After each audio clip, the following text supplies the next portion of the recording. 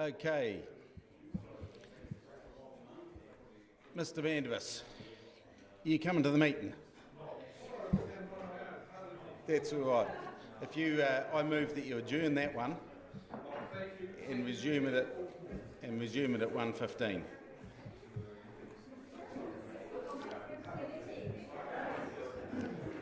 Okay, the time has gone 1 o'clock.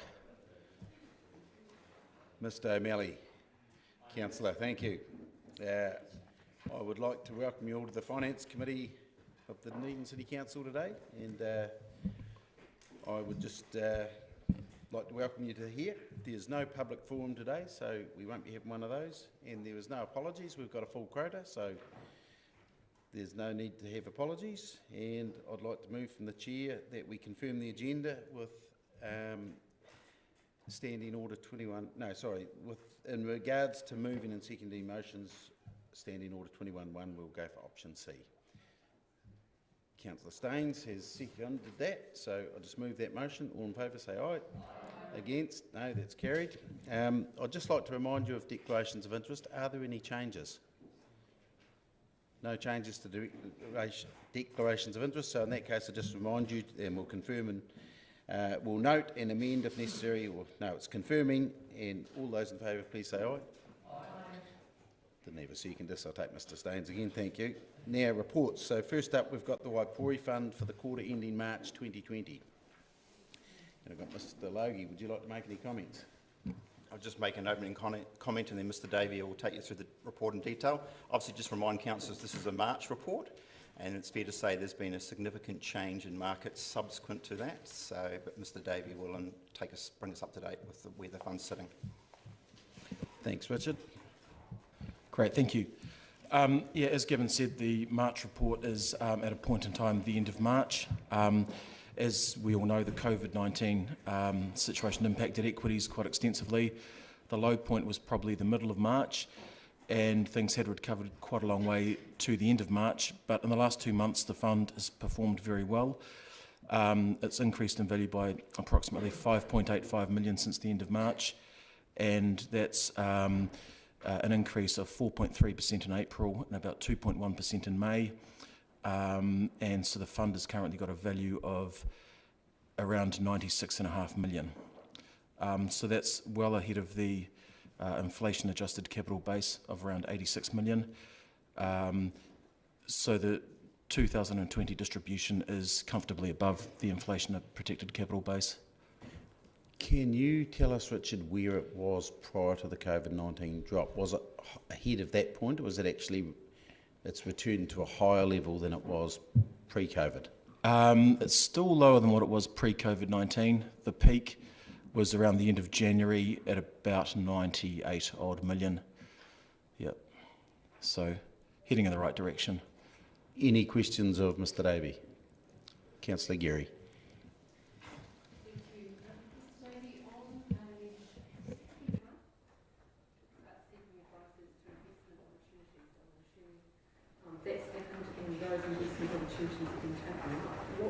What comment would you have around that? Are we making the most of those opportunities through this? Yes, we are.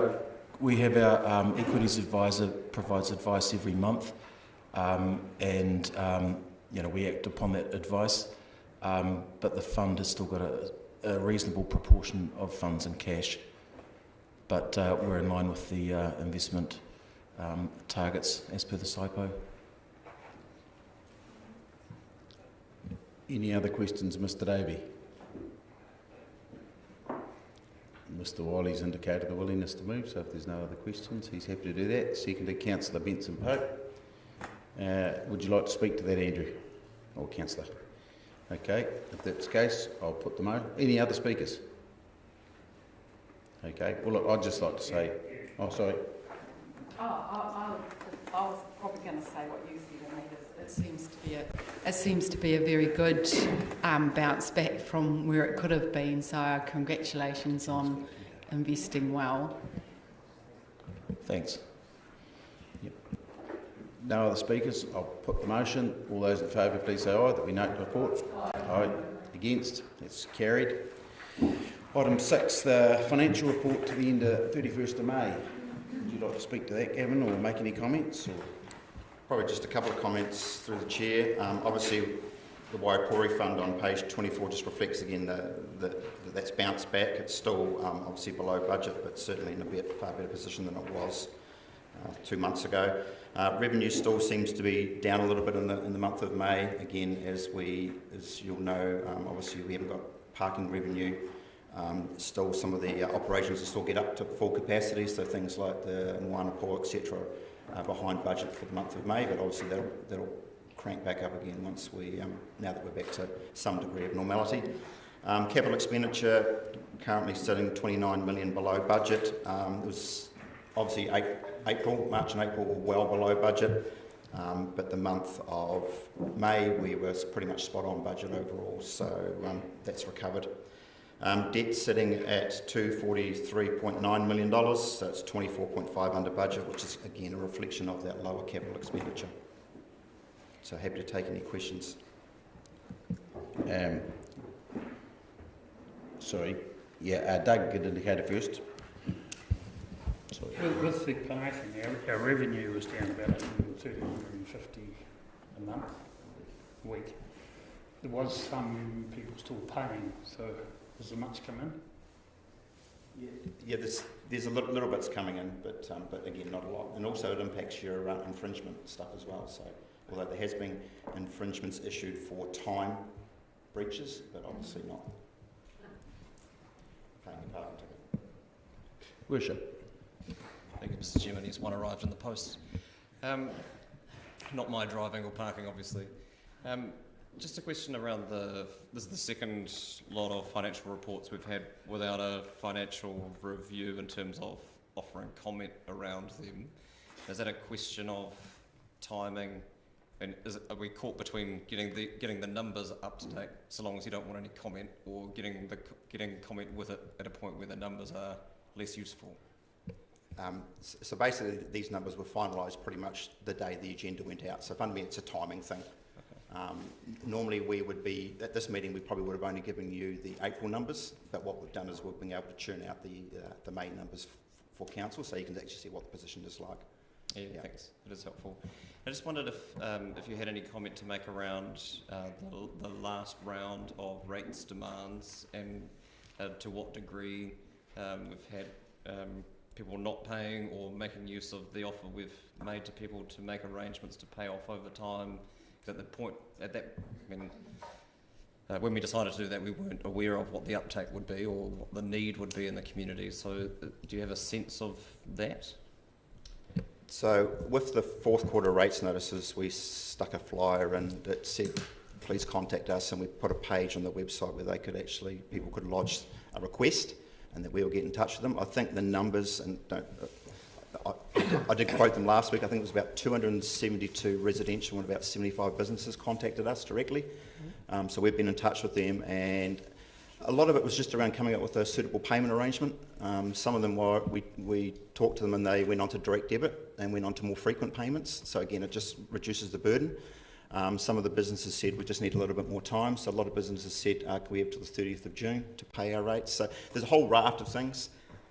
We do this all the time. This is something that haven't done. I mean, obviously the volume through this event has been a little bit higher. But we do this all the time. Work with ratepayers around those sorts of things.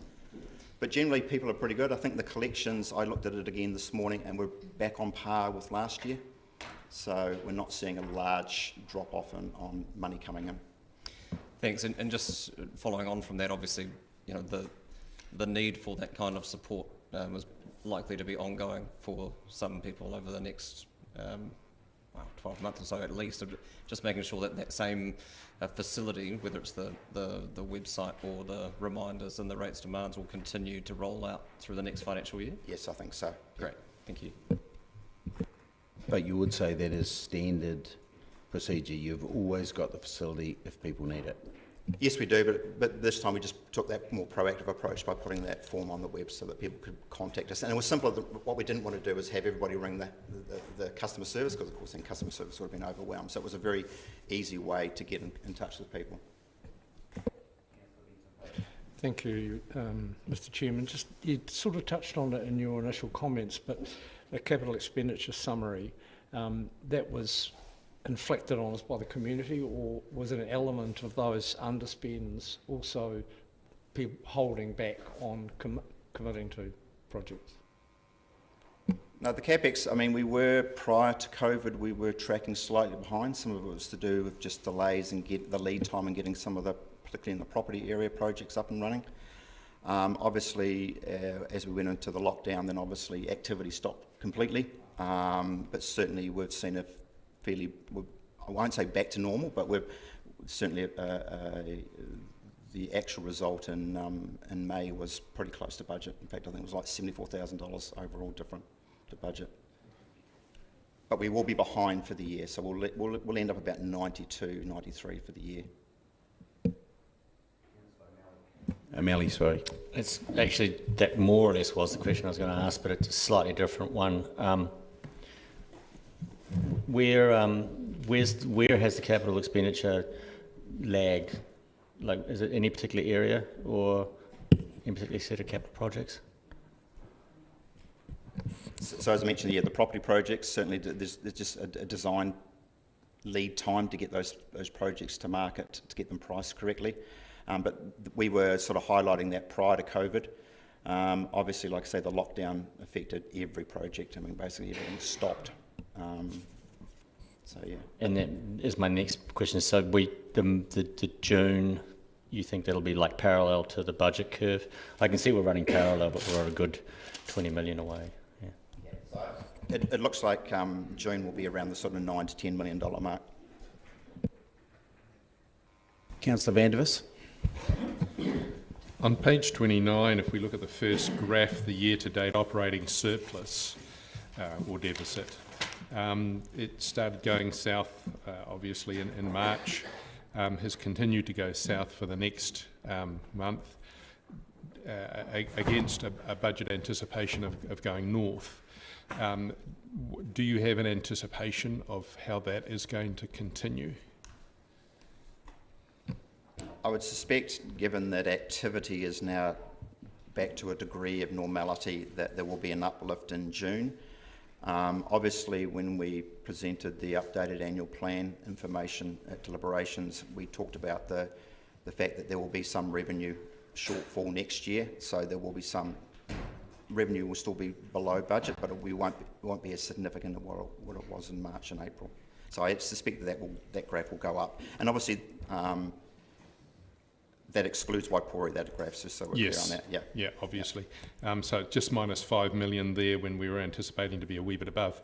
I read just the other day that Christchurch City Council has a much more pessimistic view of the coming months and have anticipated a possible 31% drop in loss as a loss of income. And they are accordingly looking to sell off some assets and make other cuts and changes. Do you not have a similar view? Do you think that we will not see a significant drop as the unemployment and other effects kick in towards the end of this year? So when we presented the information to the deliberations, I think we anticipated the 7.9 million, which is about 10% on our total revenue. So no, and when we look at the result for May, the areas we were short are the areas where we knew we were going to be short, which is the parking, a little bit of property, and obviously the swimming pools not being open or fully open. So we don't anticipate, but again, it's a little bit crystal ball into what happens in the future. Certainly, our building consent activity is fine. Resource consent seems to be fine. So it's the areas where we thought there would be a drop-off, and obviously once the parking starts up again, then that will hopefully recover to a degree. But again, we've anticipated that, or tried to anticipate that, in that revised revenue number for next year. Okay, so you're still confident that the 10% drop is pretty much ballpark where we're going? Yep. Great, thank you.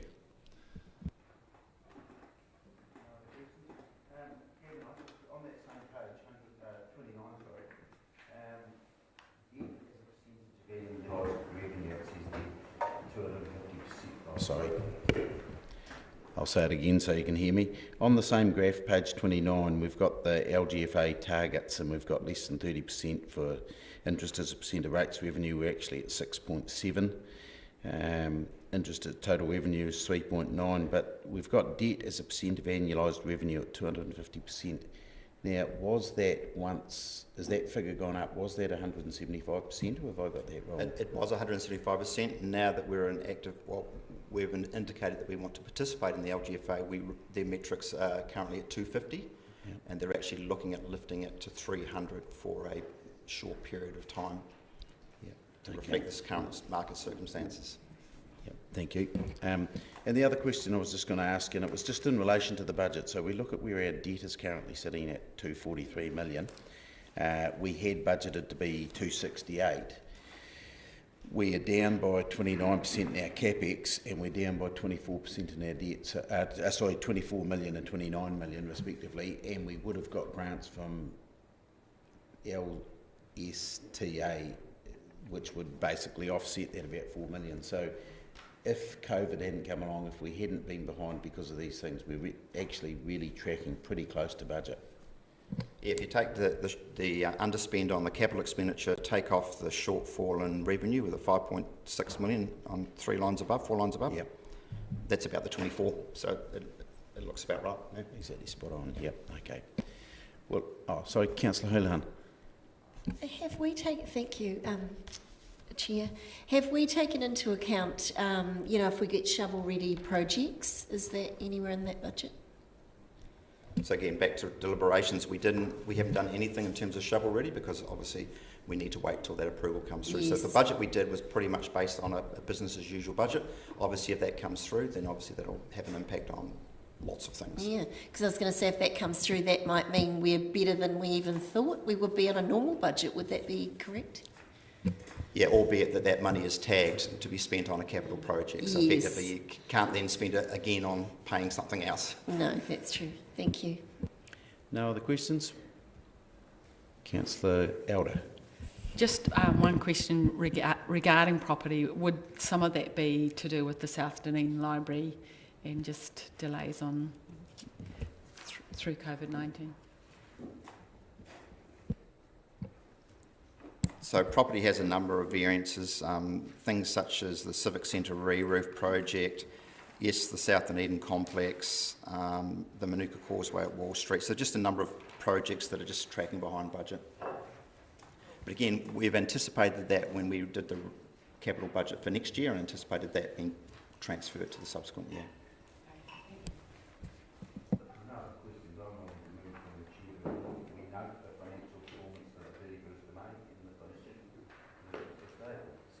Councillor Hall. No, I would just like to Sorry, yeah, and I would just like to comment. I'm willing to hear any other speakers, but I just am very happy with where we're at. I'm not deeply concerned with anything. Some of those facts that we haven't got to our capex.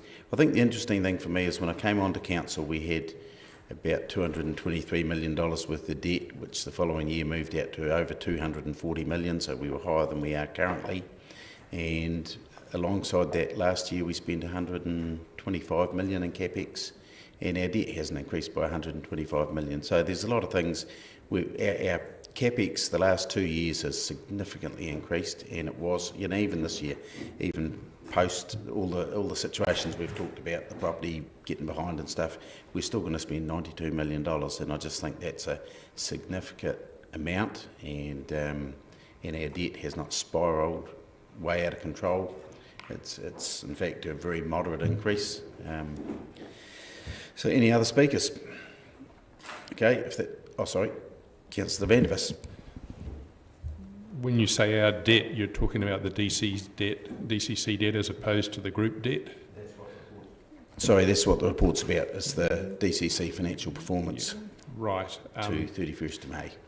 But lest people think that we're not liable for the group debt, I think it's important to note that the 300 million that Aurora thought they were going to have to spend last year has just gone to 400 million. And that the price path that they are negotiating simply won't transfer all of that to electricity prices. So that's not relevant to this report though, Councillor. And I don't think anyone around this table thinks that we're not responsible for that debt either. That's completely different debt to this in the report though. Yeah. Thank you for the opportunity to speak. No problem. Cheers. Any other speakers? With that, I'll put the report. All those in favour say aye. Aye. Against? It's carried. Thank you. And now items of notification for the chair. Items for consideration by the chairs. Any items? If that's not the case, I will close the meeting at 1:20. Councillor Vandervis, you can resume your meeting with Mr. Drew. And we will be back. We will be back at 1:30 with Mr. Stones.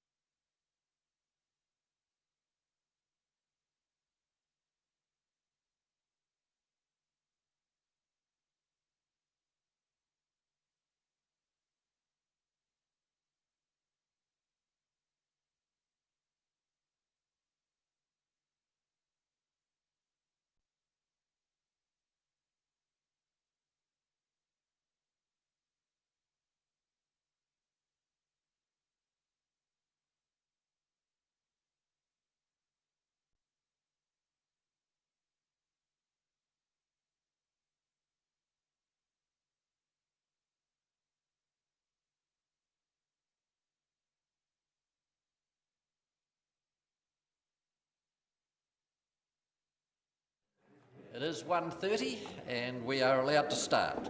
So I'd like to welcome Rachel and Sarah to the table, please, for our public forum. They're here to tell us about the progress Startup Dunedin's made. So the floor is all yours. Had my full tech brief, so ina mana, ina reo, ina whā, tēnā koutou katoa. Ko Rachel tōku ingoa, he kaimahi ki Startup Dunedin. I hara ahau i te tangata mōhio, ki te kōrero te reo Māori, e tika ana kia mihi atu, kia mihi mai, no reira, tēnā tātou katoa. Kia ora, good afternoon, thank you so much for having us. I just wanted to start by acknowledging you all and the language and experience around the table, and as a mihi and a thank you for having us today. And now I'm going to introduce Sarah, the Chair of Startup Dunedin. Thank you, Rachel. Thank you for having us, everyone. And in these unprecedented times, it feels really good to be able to come and recap what's been a really strong year, and what I know the team are going to deliver is going to be an amazing year coming forward as well. So look, I thought what I would do is to summarise in 4 key points really what our focus has been for the past 12 months, and maybe update on this time last year when we presented what our goals were, which I'm pleased to say we've 100% or 200% delivered on. And then they will also really be the theme of our focus for the year coming forward. So look, as far as what we're really pleased having achieved over the last 12 months has been a real increase in our national position, not just as Startup Dunedin, but Dunedin as a city. Our ecosystem is being recognised around the country by other investors, by government, and by startups. So we're really seeing this come through in that we are now consulting to MB on the development of their regional incubation programs. We've been seen as a key party to be at those tables as we discuss these types of policies that will really shape the future of not just Dunedin's startup ecosystem, but of New Zealand's. We work quite closely with Callaghan and have had the funding for Challenger extended and increased slightly, and we're feeling very optimistic about what the longer term funding will look like insofar as incubation funding when that tender comes out next year. We work quite closely with a number of angel investors and VC firms now, so we do get interest from quite a few of the larger venture capital players. We've had Blackbird Ventures, who moved into New Zealand last year, come down for a visit and speak to our startups, and actually did a 2-day roadshow. And we're seeing more and more of that kind of interest. I think Airtree Ventures as well.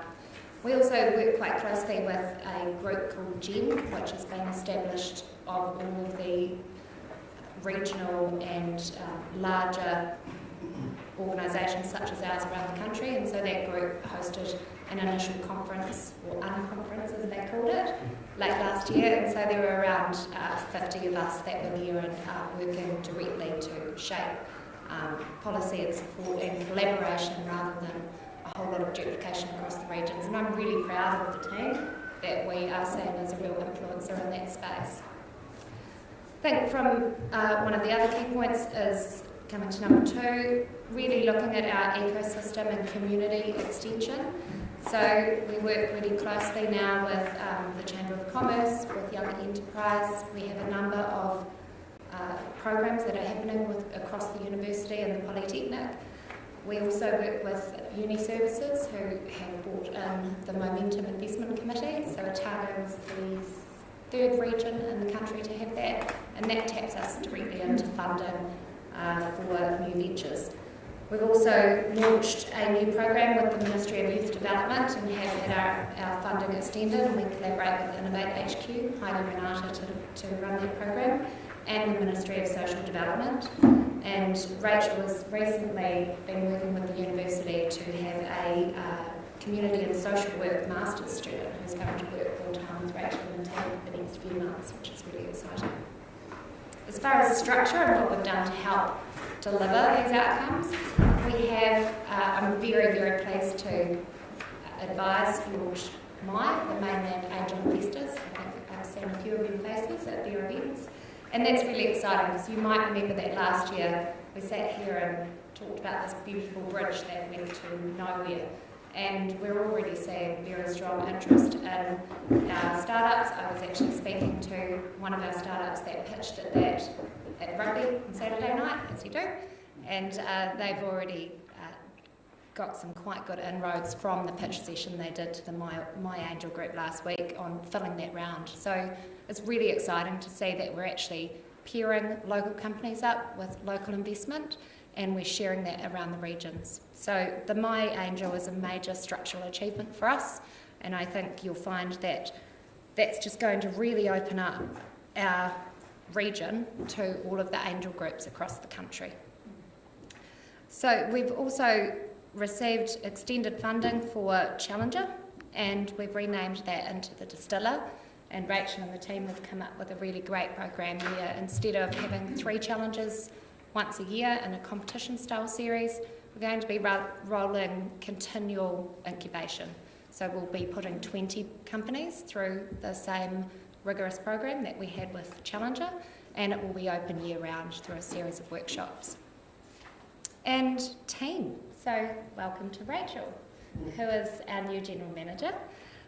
Rachel follows on from Donna, who came in and spent quite a lot of time sorting out the team and sorting out structure and processes and systems.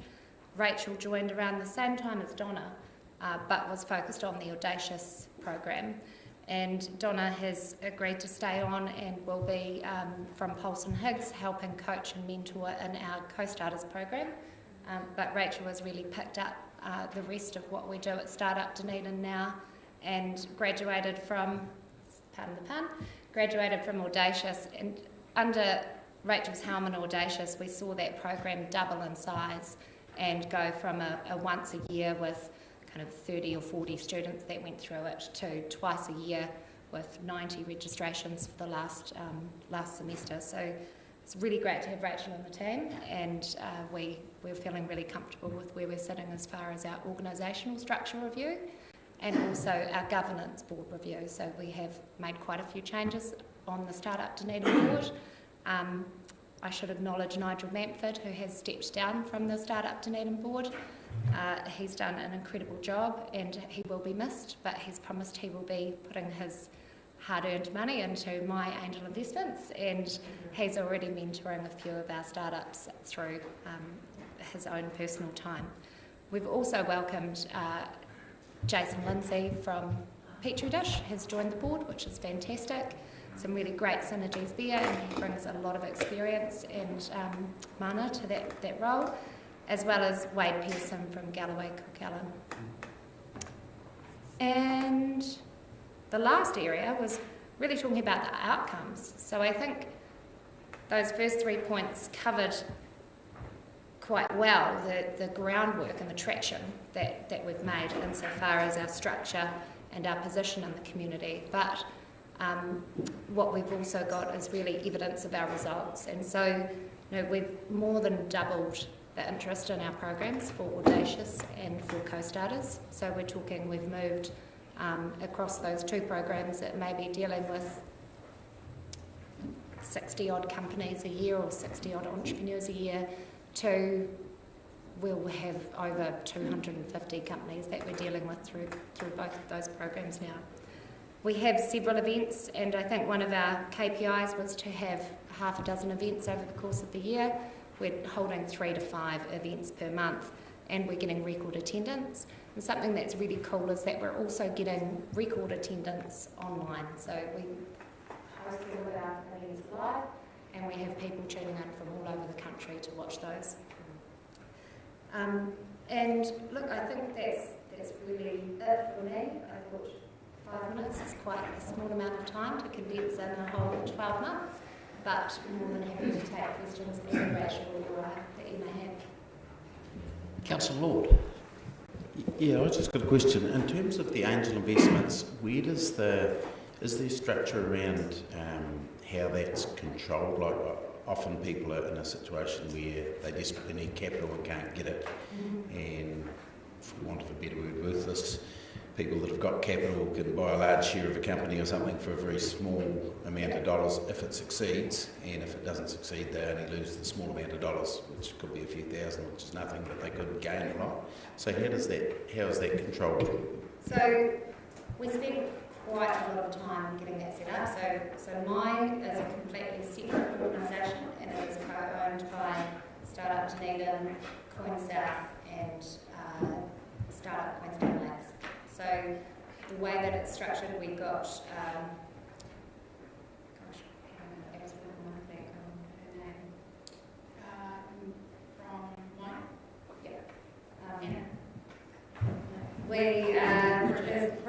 Bridget Armsworth, sorry, from Angel NZ and from New Zealand Venture Investment Fund. So she was the head of investment for Endeavour. She came in and was contracted to basically set out all of the due diligence and the processes structure and how we will take on investment and how we will educate and ensure that our investors are subscribing to the concept values, and also make sure that proper due diligence is undertaken and our startups understand exactly what they're going into. The structure of it itself has also been done from the perspective of founder first.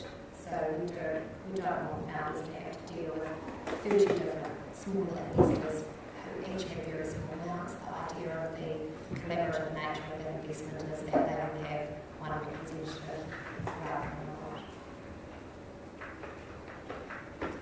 lot. Mayor Hawkins. Thank you, Mr. Chairman. Kia ora koroa. Thanks for coming and thanks for your work. I have two questions. One's around strategy and one's around governance. I'm just wondering if the board has any strategic plan around encouraging or supporting particular types of business or industry, or is it solely a kind of welcome all comers, first in, first served type approach? Because obviously, you know, across this, there's not a lot of, we're not asking you to report against it, so I'm not surprised that you haven't, but that kind of stuff would be helpful to know.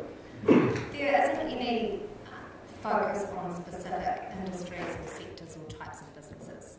I suppose what we're really looking for is to encourage entrepreneurialism and make it accessible to founders of all age, backgrounds and interests. And then we will look to partner them with the appropriate mentors and programs in the industry.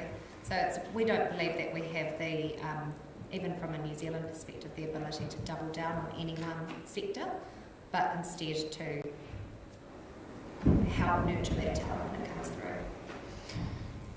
So when you're at capacity for the services that you provide, how do you, I mean, you can't just keep running further parallel streams of the Audacious program. What is the board's view around how you might make those kinds of decisions? So none of our programs are actually industry or sector specific, and we do have limits. So with something like the new distiller program, which is replacing Challenger, that will have quite tough criteria to get through. We have put in new structures so that when startups engage with us, because of this increase in popularity, it could be quite easy to spend an awful lot of time with an awful lot of early stage companies that aren't really at the stage where they need to be. So what we're doing is making sure that they complete a lean canvas before they even engage. It's a similar program to what you'd have with Callaghan Innovation, where as a business, if you want to access support or if you want to access a grant, there's a certain amount of form filling and strategy and planning that you need to demonstrate before you get that free government consultation and support. So we're running a very similar model.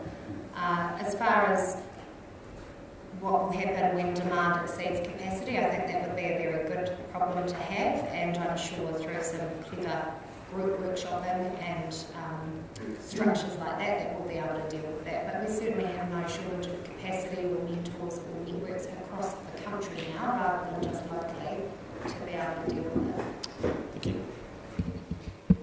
Councillor Walker.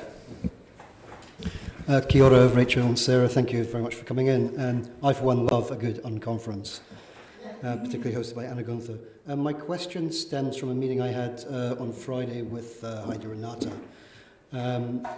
basically around, well, for me, I went to see her with my concerns around the startup world being very monocultural. So I guess the question is, what are your thoughts, and what are the hurdles, stroke opportunities in terms of getting more Māori Pacifica involvement in this world? So we are commencing a project with the Community and Social Work Department of the university with that in mind. So we have a master's student that specialises in policy as well as community engagement and building, and she's going to come in and do a deep dive to everything we do. And so looking at what we can be doing better. I expect that will be an uncomfortable piece of work, but a lot of that will look at things like language and timing and even location. Do we need to be moving around the community more rather than being based in the Distiller? So that's the first really big piece of work. Yep, that's really exciting. And that's going to move into a 3-year project looking at inclusive entrepreneurship across the city with them as well. And we did do a number of community workshops last year when we were working with the Ministry of Youth Development, and so we have worked quite closely with Heidi and with NYD on how we can be servicing the community better. And a lot of what we established there was that yes, maybe we really need to actually get out and get into the community rather than everyone coming to us. We also do quite a bit with the university, and they have a Pacifica program, and we have been quite engaged with that. Yeah, 2 things I didn't speak to. So one is Pacific entrepreneurship that we're working with year 9 and 10, because that's the decision they make to then not continue with entrepreneurship, so coming a little bit earlier. We're also looking at co-hosting a Māori business bootcamp for year 12, so trying to start earlier around Dunedin as well. Very exciting to have you on board. Thank you. Councillor Gary. Thank you, Chair, and thank you for coming along today to Public Forum, and congratulations on your achievements thus far. They're impressive.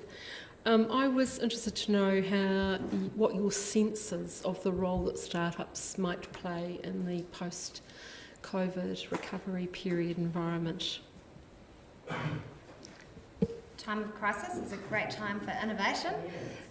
So, you know, I think that at the moment what we're feeling is that there is a certain amount of whiplash. So a lot of companies have just gone into hibernation and they're waiting to see what is going to happen. We played a pretty significant role in support over the period. Rachel can probably speak to the 900 odd registrations that they had for the national startup style weekend. So we mobilised very quickly to get our support online. Startup Dunedin was actually recognised for its communications in the startup community across New Zealand, which was quite nice. We had people borrowing and stealing our comms and our feedback that was coming out.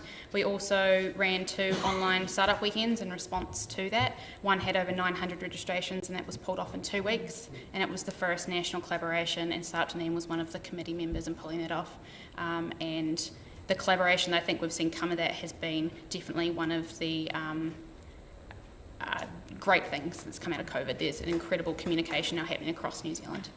I think you will find that startups are across the country and even across the world gone reasonably quiet. I've spoken to a couple who've just said, look, we've been through all sorts of tough times because we are bootstrapping and we're used to adversity, but there's not too much point in putting their head above the precipice and doing too much capital raising right now, because investors have their money tied up and they're watching it, and they're also concerned. So I suppose part of the advice that we've been saying is for these companies to, yes, spend it as a time to take a step back, to innovate, to start to think about how they could pivot and do things differently, but to maybe wait it out until they're able to demand a much higher price when they are capital raising. Thank you so much. Councillor Houlihan. Thank you, Chair. Kia ora, Sarah and Rachel. Yeah, I was at the presentation that Blackbird did as well, and it was all quite exciting. And I thought, I wondered from that, do you know, did they pick up any of our people, startups? I know that Tip, who came down, has been mentoring quite a few of our startups, which is great, and she's done some introductions. So Blackbird Ventures themselves put it out there and said, we only, the first piece of criteria is that the startup needs to want to be $1 billion company minimum. Right, yeah. And so I think we've got a bit of coaching to do to encourage some of our startups to think that big.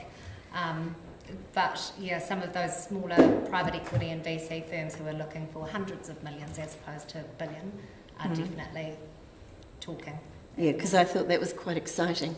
I just want, and with regards with what Councillor Walker was saying around Heidi, Heidi's sort of had that as a niche, hasn't she? For quite a while now, the Māori startup type sector. I mean, I certainly went last year to a roadshow. I think was with a lot of funders there, and I think a lot of that came. I think a lot of people got a lot out of that. It was really good, particularly around the women.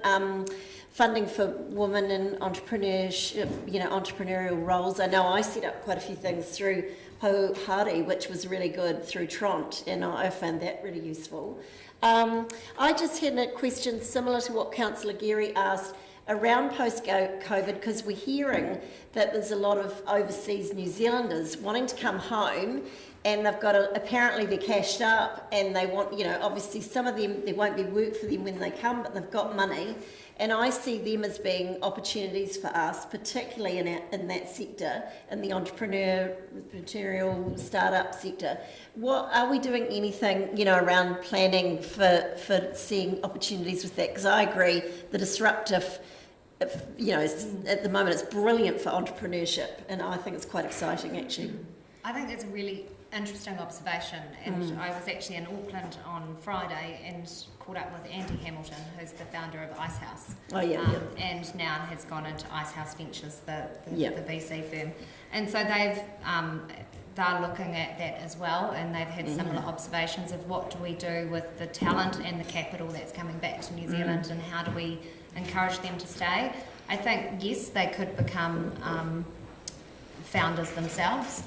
What we also have in New Zealand is a lot of technical founders, but potentially not the commercial skills. So acutely aware of the opportunity to introduce people together, and we already do a little bit of that, just as a natural byproduct of Startup Dunedin. The other area is Mai. I think there's a real opportunity for us to capture those people and bring them into Mai. There isn't really a dedicated strategy to identify who they are in Dunedin. Perhaps that's actually a very good idea, thank you, Councillor. But I would like to think that through our targeting of Mai and of Startup Dunedin, that we're certainly capturing those people.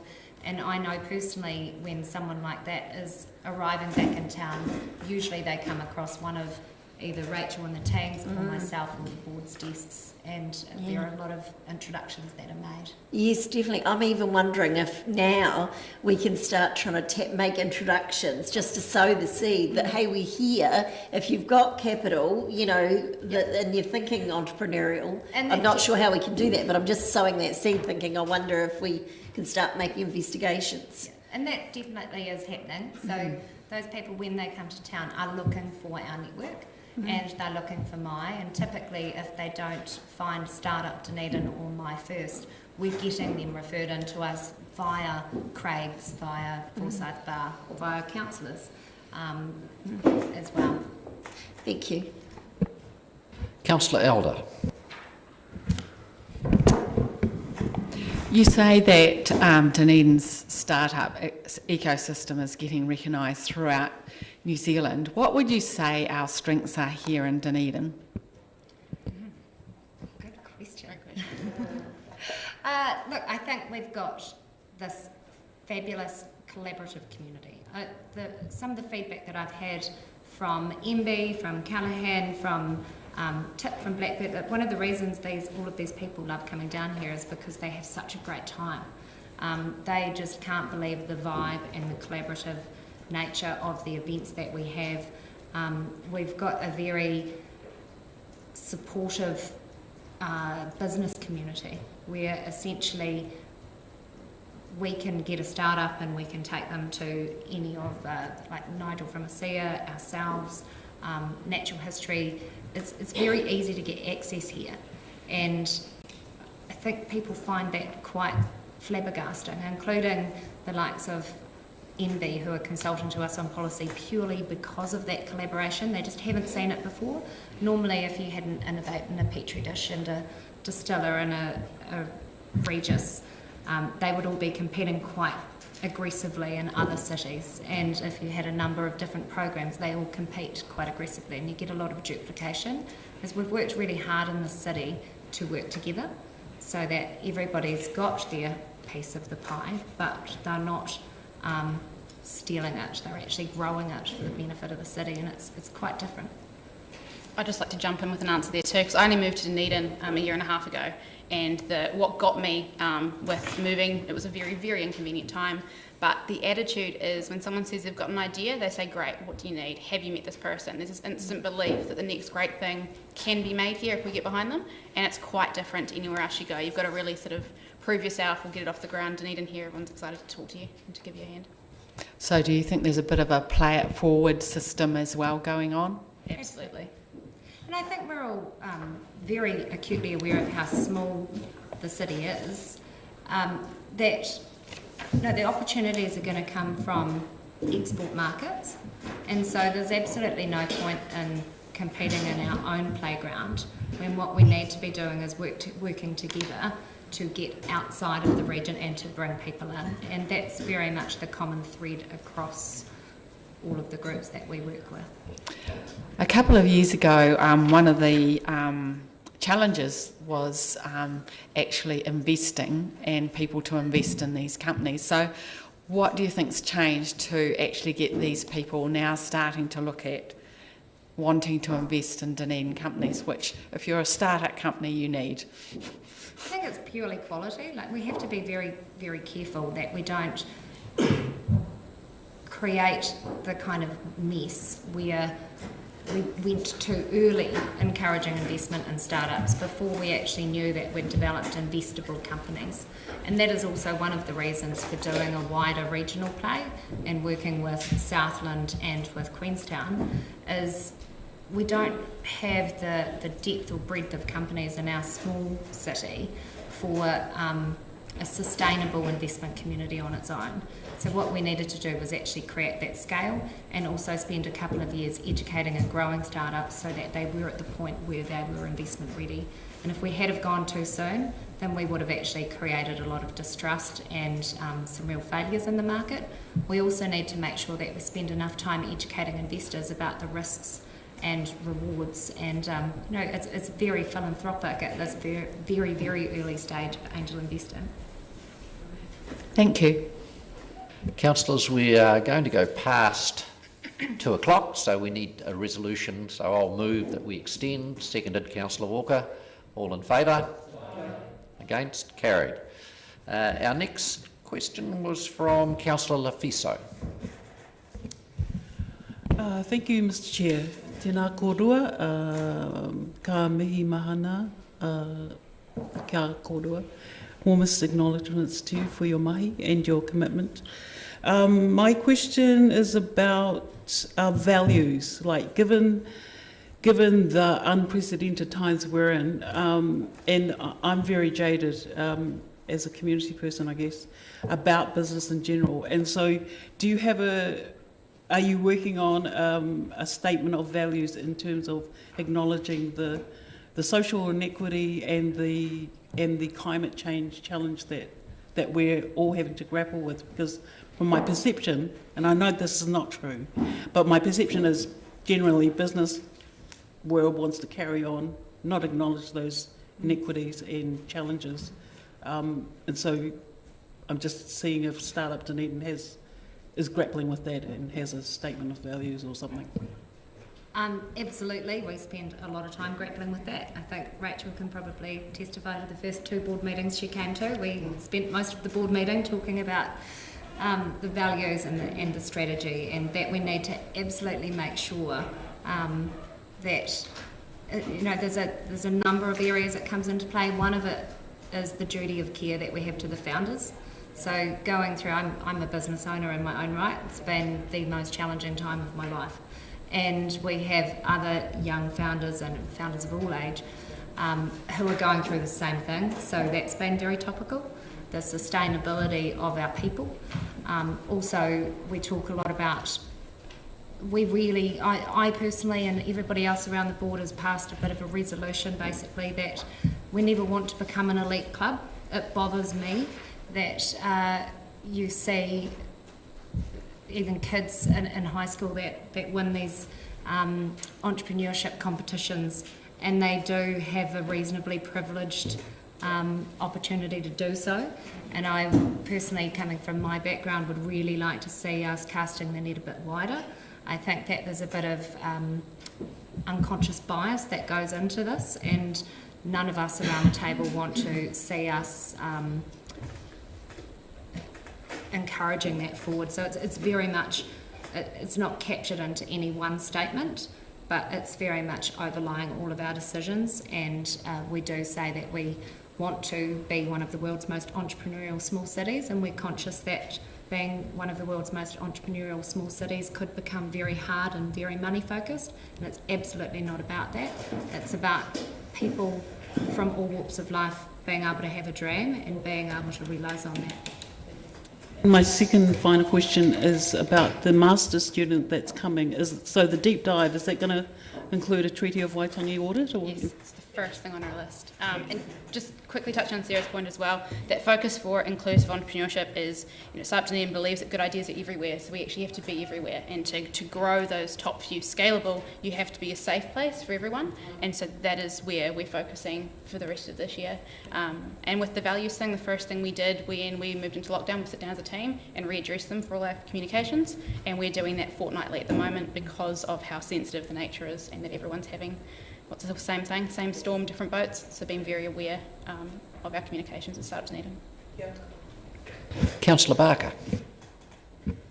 Thank you, Chair. Kia ora, Sarah. Kia ora, Rachel. I just have a question just around the numbers. I saw that you did an assessment of the startup ecosystem during lockdown and got 123 responses. So you must have a pretty good database, because generally it's like 10 to 20% responsive. So I wondered what the size of the startup, have you got numbers on how many startup businesses there are in Dunedin?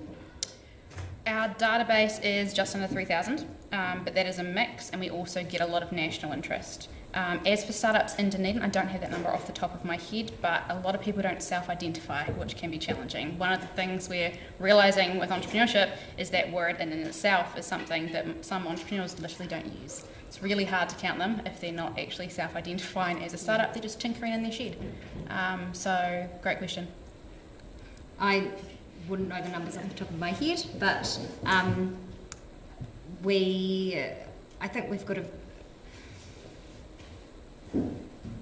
we certainly have a lot more startups. What I have observed over the last 5 years has been that we've got a lot more that are staying. So we used to get startups that would come out of the university and maybe last 1 or 2 years and then they'd disappear. Seeing them sticking around for 3 or 4 years is quite commonplace. And also startups of all different sizes. So we do have quite a few that are trying to go big and go global, but what we are seeing is a lot more small lifestyle businesses, owner-operator type-sized companies who are setting up and staying. That's great, thank you. Councillor Lord.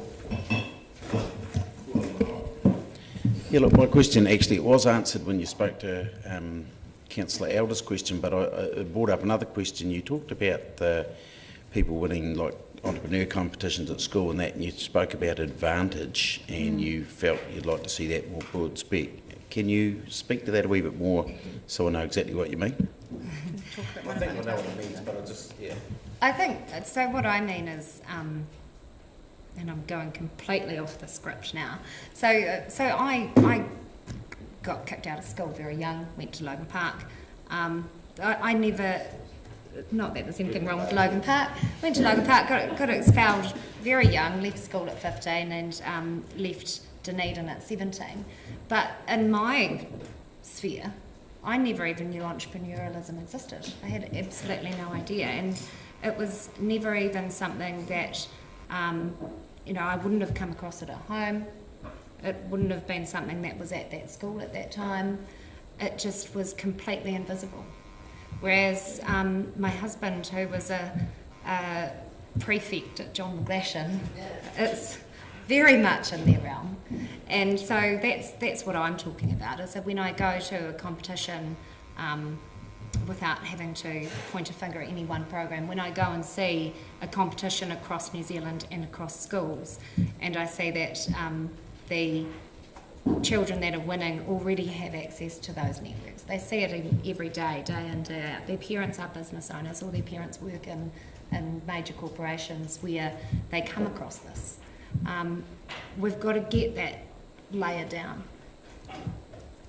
Well, not down, that's a terrible way to say it, but where it's not accessible, it's not even...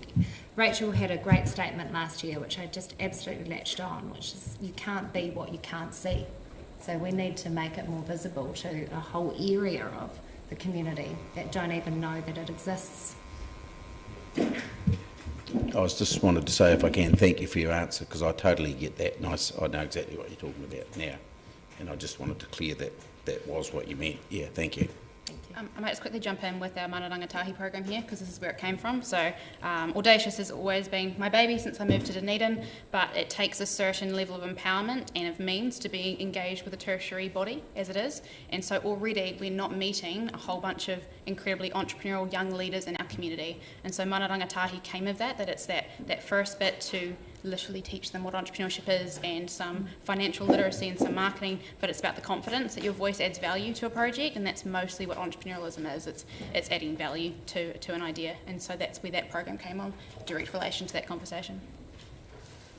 Councillor Wiley. Thank you, Mr. Chair. Rachel and Sarah, as you can tell, there's a lot of interest around the table today, which is awesome. I'm going to add to that. I've got a couple of questions for you. One of the things that I've sort of noticed when I've attended some of the events is that there seems to be a rebound effect where people that have come through the programs have left town, gone overseas, and have chosen to come back to Dunedin because of the environment. Are you seeing some of that as well? Absolutely. Dunedin, we have a real,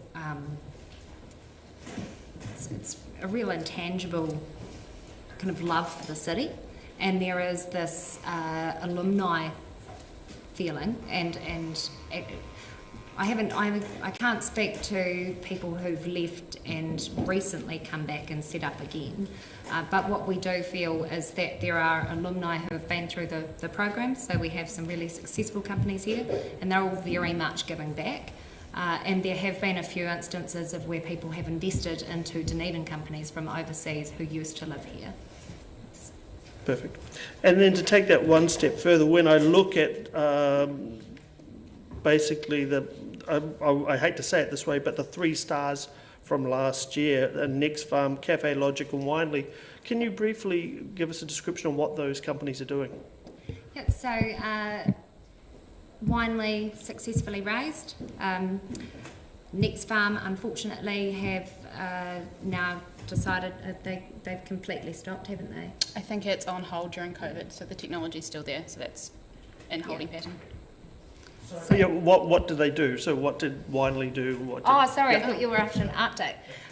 So Winely is a automated wine ferment monitoring device. So at the moment, the simplest way to put it is you ferment wine, and to make sure it's brewing properly and not going off, you have to currently go and get a sample and then take it and test it. It's a very, very manually intensive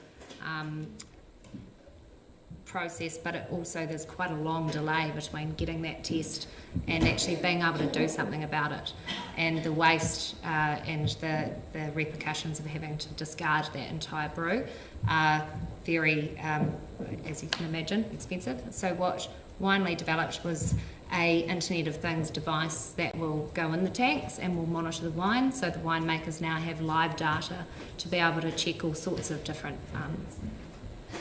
criteria, all sorts of variables, from the sugar content, gas, the whole lot. So they're going extremely well, and have done another sample season. I don't know the details of exactly where they're at, but wine was an essential service, you'll be very relieved to know. Yes. So it continued, and they're at 6 full-time staff now, which is very exciting. So they did grow and raise, and yeah, so that was fantastic. Cafe Logic, they have a automated coffee roaster. Have I said that right, Rachel? Yes. So Cafe Logic, we're a physical consumer device, which is an automated coffee roaster. They found some really good applications in light small commercial for batch roasting and recipe development, as well as quite a high-end consumer product market for the kitchen bench.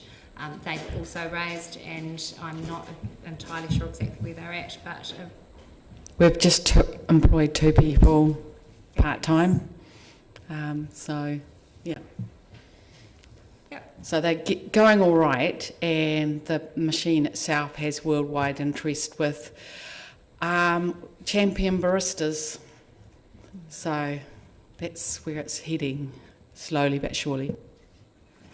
And Next Farm was again, another physical device. So all 3 have been physical devices, which is great for a manufacturer, combined with Internet of Things capabilities. So it's that mix of hardware and software. They essentially are in the agricultural industry to monitor water levels, and their device is able to turn sprinklers on or off remotely without any intervention needed. So it was quite fantastic from the perspective of saving water. And has had run a number of very successful trials. They are just trying to find the right product market fit at the moment, and have also had quite a bit of interest from Chile. Thank you. Councillor Hall. Do you have many applications from people that left school like you to the young age, compared to people that have gone right through the full education system? From my observation, no, not comparatively, but and that's probably because this type of organisation, it's always been tapping into the universities and the school, well, predominantly the universities. So looking at that youth direct to school engagement is really interesting. Yeah, because it's interesting, because Donna was in the same situation. She couldn't wait to leave school. Yeah. But the interesting part of it, most of the very wealthy entrepreneurs in this country all left school at 14. Yep. And they're the ones that have really succeeded, so it's quite interesting. Yeah. Perhaps a number of our startups have come later in life, so it's not necessarily through the university channels. And I know I've just finished an Icehouse course and owner-manager program, and out of 25 owner-managers, only 5 had university degrees.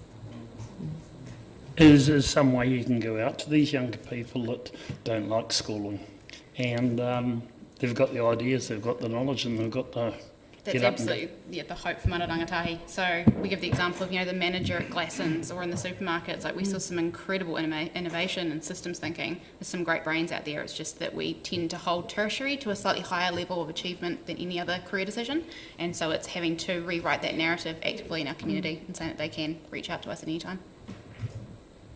Councillor Houlihan. Thank you, Chair.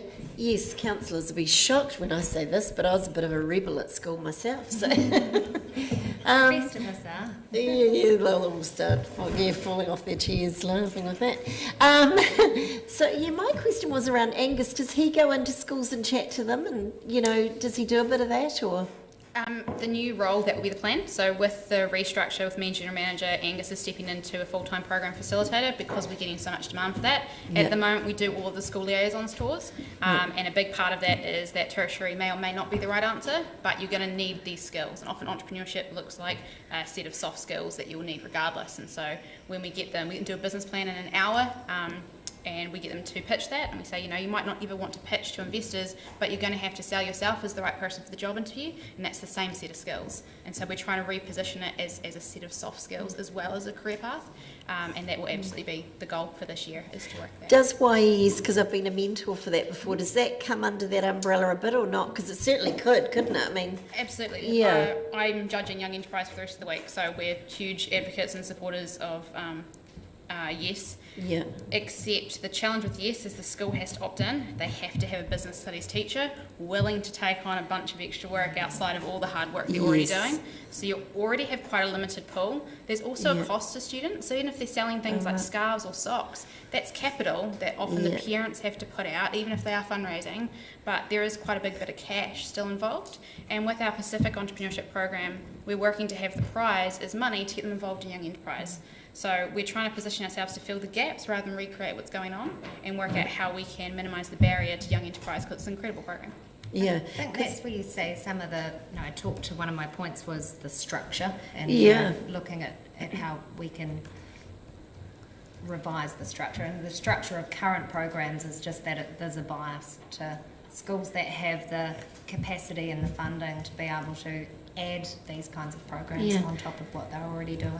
Because I think once, you know, say if Angus goes into the school, he's really good personality. I think they'd like him, and, you know, and also he would get quite a good following online as well, because the stuff he does online, you know, the live screening is really good. Something I wondered as well, now I've forgotten what I was going to ask with that. Like, what was it? Okay, it'll come to me. It's gone out of my head. That's all right. Don't worry. Thank you. Councillor Raddick. Do you have any data on job creation from startup, whether gross or net? But probably gross, because obviously there's attrition. But my expectation is there will have been quite a lot of jobs over the time created from the startup community, from the startup program. We hope so, but we did cancel the survey this year, which should have been done bang on COVID. So we, instead of doing a survey over lockdown, asking our standard ecosystem survey, we went out to see how people were holding up and what support they needed. So we will be doing that survey again in September. I think we're bringing it out. But it's the timing of lockdown negated getting those numbers. I do believe that they'll be quite strongly up. They always have trended up.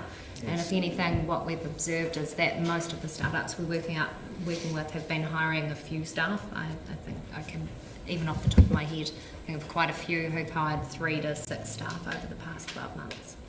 Great, thank you. Councillor Houlihan, you've remembered your question. So I have, sorry, I know what I was going to say. When I did my Masters in Entrepreneurship, most of us didn't know anything about Audacious, and yet we were at Otago Uni. And I think it's Polytech-led though, isn't it? But I think that's changed now. Like, the communication, I believe, is a lot better there. But that's just something, you know, that I thought is that sometimes, you know, people would love to do it, but just didn't even know about it. And I was sitting there going, this is crazy, we're your target market. And, you know, we didn't even know. So, but later we went on and when I did the startup weekend and we had startup businesses, we went into Audacious, and I think there's great opportunities there, but definitely the communication and things like that are a big thing to let people know to actually be able to take part, you know. Definitely, and that was definitely my first challenge coming in. So Audacious is for Polytech and university students, so it's funded and founded by the Uni, Polytech and Council. How do we reach students? They're inundated with information, you know, do an internship, get your A, join the rugby club. There's a lot you actually have to cut through. And so we spent a long time going out and on the ground and building that brand awareness. I spoke to Chiasma, which is a science and industry group, about 100 students. I spoke to them the first year, 2 people had heard of Audacious. I spoke this year, 2/3 of the room had heard of Audacious. So it's slow, but we're building it back up, and it's about selling that entrepreneurship's for everyone. It's not just business school. Exactly. And so having to, you can see how that happens in people's heads, but having to actively go out into other student organisations and say it's an opportunity for you, because often the good ideas are in places like teaching and nursing where they've got tangible problems they see every day. Yeah, I think a lot of people don't understand when you say entrepreneurship, they look at you blankly and they don't know what it means, you know.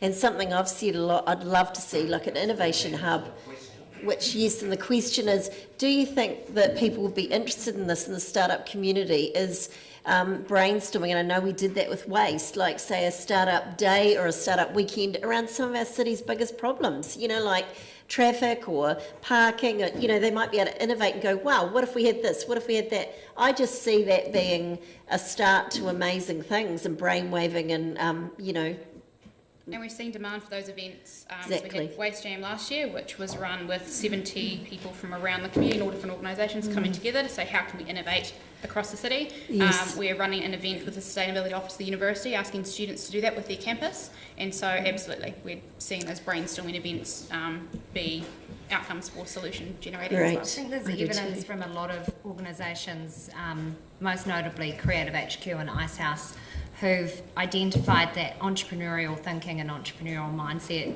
is absolutely essential to all sorts of companies. And so they do a lot of work with government and with corporates and with all sorts of organisations on workshopping and brainstorming and encouraging people to think outside the square. Yeah, I've been trying to get them all here to do ideation. I'm still working on it. You've all got my email. We'll come do it anytime. Yeah. I think we've come to the end of questions. So Sarah and Rachel, thank you so much for coming in. Thank you. The number of questions today certainly reflects the fact that there's a lot of interest in what you're doing around the table, and thank you for all the work you put in. Thanks for having us. Okay, councillors, we have no apologies. I'll move that we confirm the agenda with the following alteration in regard to Standing Order 21.1, options for speaking and moving, that option C be adopted in relation to moving and seconding.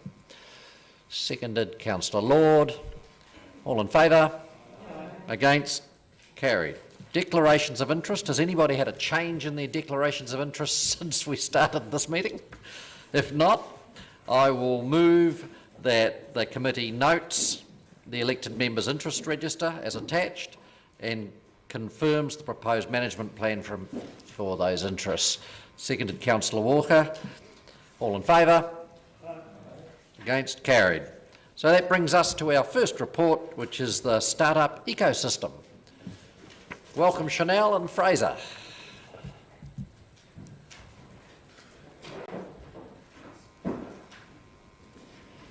Do you wish to introduce the paper, or do you just want to go straight to questions? Happy to go straight to questions. We're happy to take the paper as read. Thanks. Questions, councillors. Councillor Vandevos. On page 17, it suggests that we approve 150,000 funding to the Startup Dunedin Trust for the 2021 financial year, and then goes on to note that the investment will be supported by Enterprise Dunedin, University of Otago and Otago Polytech. Would a lower investment, say $100,000, also be similarly supported in your view? We haven't discussed that with the University or the Polytechnic, so I haven't had that conversation, so I don't know, genuinely. So the assumption is that we would put in 150 and then they, on that basis, would do what follows in Correct. That's correct. Okay, I just wanted to clarify that the A and B were connected. Correct, thanks. Thank you. Councillor Wiley. Thank you for that. Fraser, so the 150,000, that comes from the Grow Dunedin Partnership budget? That's correct. Mayor Hawkins. Thank you, Mr. Chairman. So the 150,000 from council is cash. The contributions from the university and the Polytechnic, are they still in kind?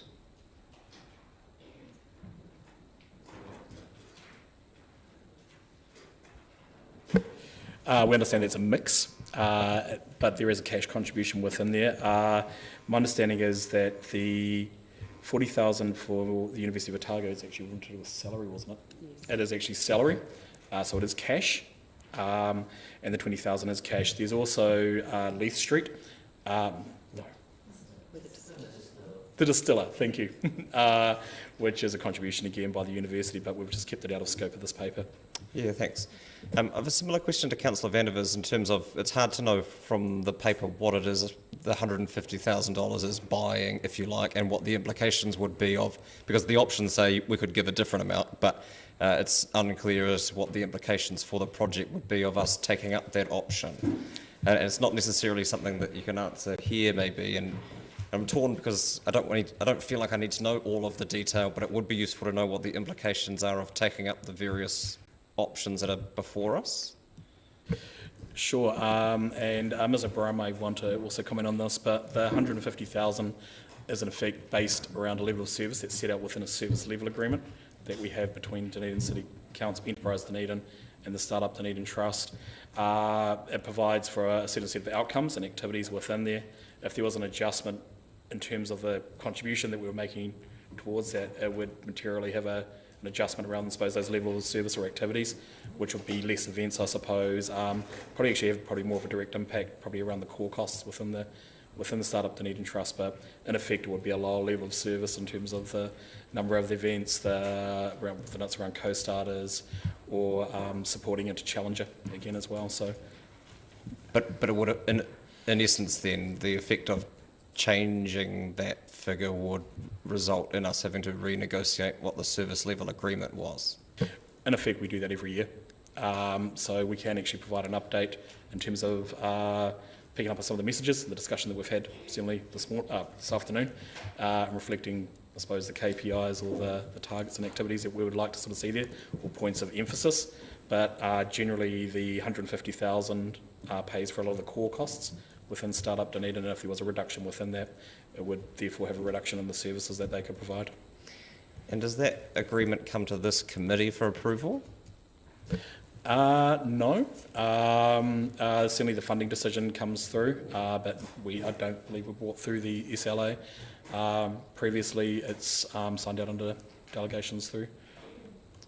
Okay. And finally on that, the council appointee to the board isn't a representative of council.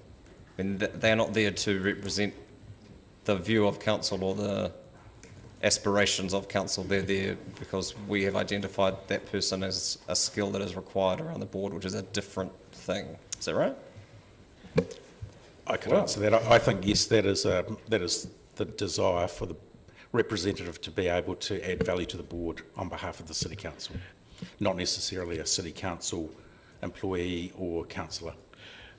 It may be one and the same, but it's actually skills based that we're looking for. Was less.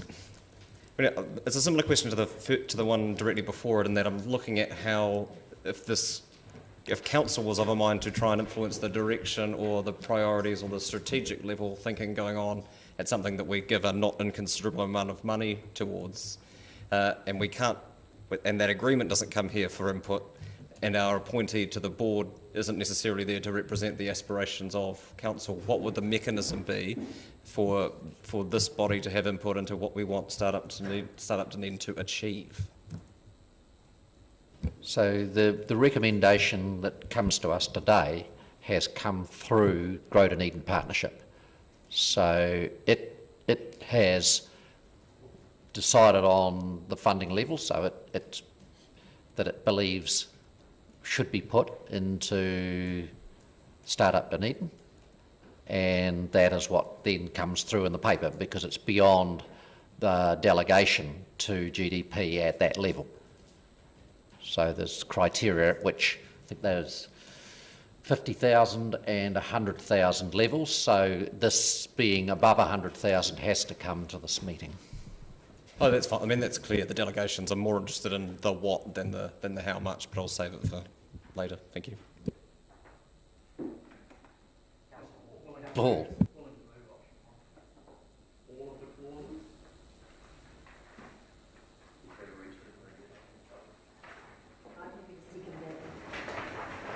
At the moment, I'll go to Councillor Raddick for a question. Yes, I had a question. Well, I had already had an indication from Councillor Wiley to move. My question is, where does the other 100,000 from the Startup Dunedin budget come from? Does that make sense? There's 150 from us, 100 from the other mentioned parties, and their budget's 360. So there's a combination there, Councillor Raddick. So there's also income that will be received from directly from MB, Ministry of Business and Innovation and Employment, which supports incubation services. I understand there's a small degree of fees and charges within there again as well, but that's probably where the majority of it actually sort of lies within those two remaining sort of funding. Right, so fees and charges and MB for that make up 100. Yep, absolutely. Yeah, so, because MB, I imagine their contribution would be substantial. Yeah, well, it is, and certainly when we were engaging a little bit more around the Challenger series, it was certainly, my understanding was around about $50,000 per annum, and by accounts it has adjusted, which is good, and we're very encouraged about that, of obviously getting more central government support. And is that MB funding in any way attached to ours? It has been, and that was especially in regards to Challenger. So it was a match funding component. So this certainly does. I'm probably going to get the adjective wrong. Leverages. It does support other access to other mainstream government funding into the Startup Dunedin Trust as well. So if we were to decrease our funding, would other sources of funding proportionally decrease? Do you have any feeling of that? I know you haven't. And certainly, the actual question. Yeah, certainly I can be confident saying in the past it would have reduced it, and I'd probably be under no assumption to think that it would be any different. So I imagine that it would. Thank you, Councillor O'Malley. Thank you, Mr. Chair. Thanks very much for the report. Mine is a age and place question. Audacious was run out of the business school, and it tends to target students. At least it did in its original form. Does it still effectively target just students into the Audacious program? Thank you, Councillor O'Malley. Yes, the focus is the University of Otago and Otago Polytech students predominantly, cool. Yes, and exclusively at this stage. And the distiller is a shared space which is down next to the Leith, right? Again, more or less a university founded area. It is. It's on Leithbank Street, yeah. Just opposite FAO, the FAO building, and it's a University of Otago space that's available. So my question is, what other activities is Startup doing that are not at the north end of town and not targeting that particular age group? Well, I think they've probably described already in the last hour all of the activities that they're doing, and I think have acknowledged and recognised the need for them to access and connect with communities beyond the tertiary community. And that's certainly something that we're very conscious of as well. Yeah.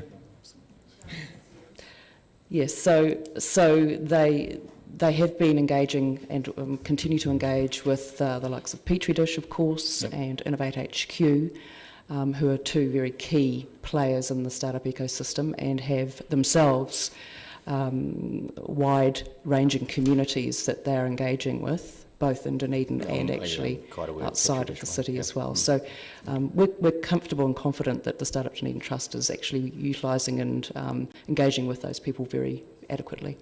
Will there be, with the presentation that came earlier on, is there going to be a drive towards those who don't have formal education in the entrepreneurial space? Yes, there will be.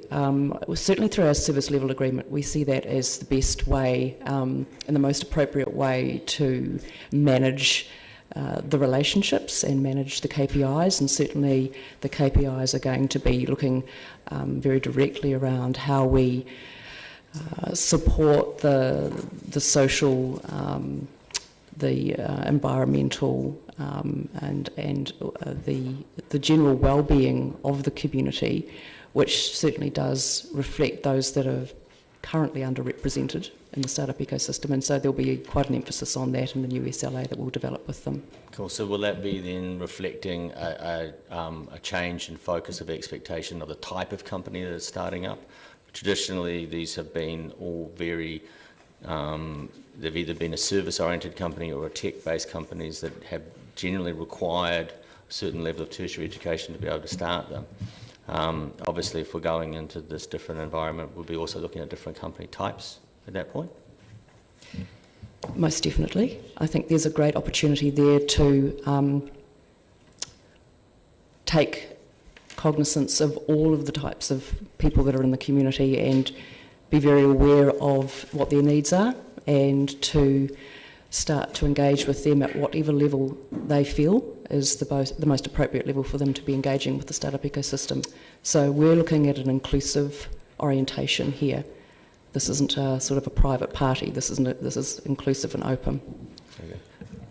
Just sort of continuing on there, it's an expectation that we've set within the existing service level agreement in terms of the trust certainly engaging with people of all backgrounds, genders, sexual preference, cultures, abilities.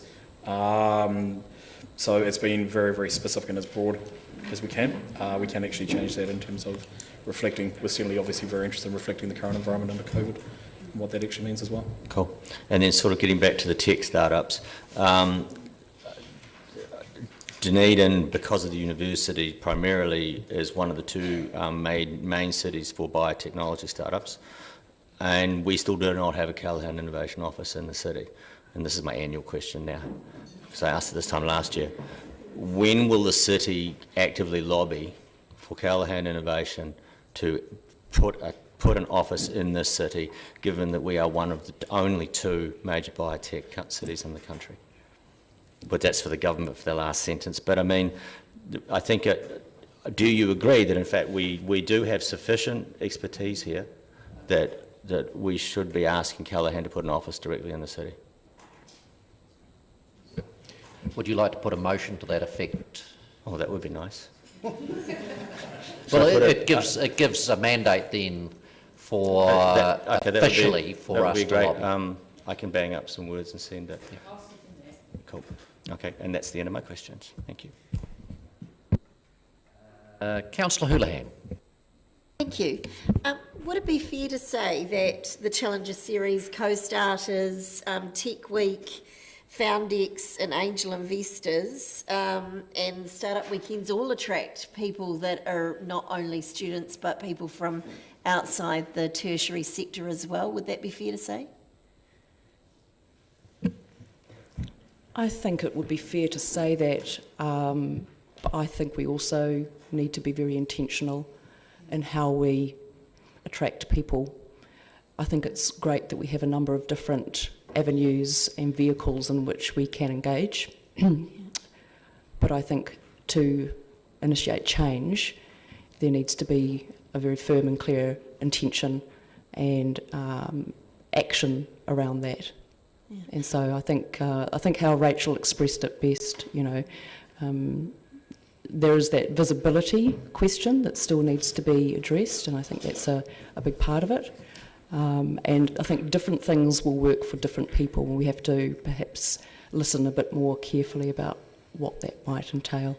Yeah, I mean, there's no doubt about it that students, there's quite a few things for students to do around that sector, but for example, the three people that were taken on in the Challenger Series, the three groups, I don't think any of them were students, were they?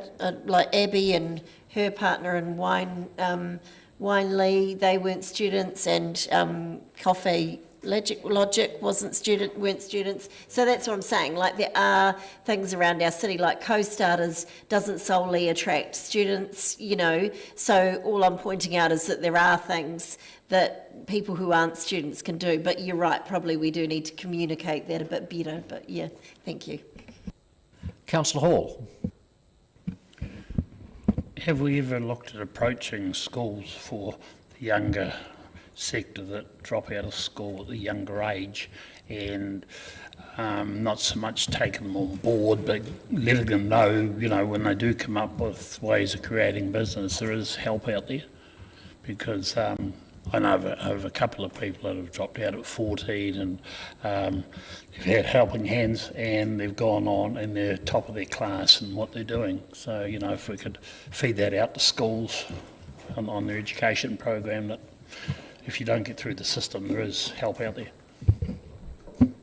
I agree. I think it's a way that perhaps Enterprise Dunedin could work more closely with the community development team on developing some programs or some initiatives around that, because they are perhaps best suited to understanding and knowing who's out there and who's available, and maybe working in with the Ministry of Education on that as well. Yeah, it's just a point of getting out to these kids that, okay, there is some future there, if they want to put their hand up. Councillor Fiso. Thank you, Mr. Chairman. Thank you very much for your ongoing work and commitment to our people. I don't know who this question is for, but I'm just looking at the option 1, and is it, maybe it's for the chair of GDP, but you support this 150,000, and so there's less disadvantages are cited as 150k less for other GDP activities. So are you comfortable with that, and what wouldn't be done? Or I think from the GDP perspective, we've seen the startup Dunedin ecosystem go from a point where we were just about going to cut the funding because it was more or less a university organisation and nothing more, and watched it grow. So we gave it another chance, and I think it's delivered an amazing result. We're on the map now as a city. So yes, GDP sees it as a good investment of that funding. So no more questions. Councillor Elder. Sometimes things are more than the sum total of their parts, and I look at the startup ecosystem and I think about sometimes things need drivers, someone to create an environment, create events and fuel them and facilitate them. Would you say that all the impetus, all these things that you're doing have actually supported the hubs, supported the uni, the polytech, and supported individuals? Is more than the sum total of its parts, but actually a real essential part of that energy that's driving the startup system. What's your thoughts?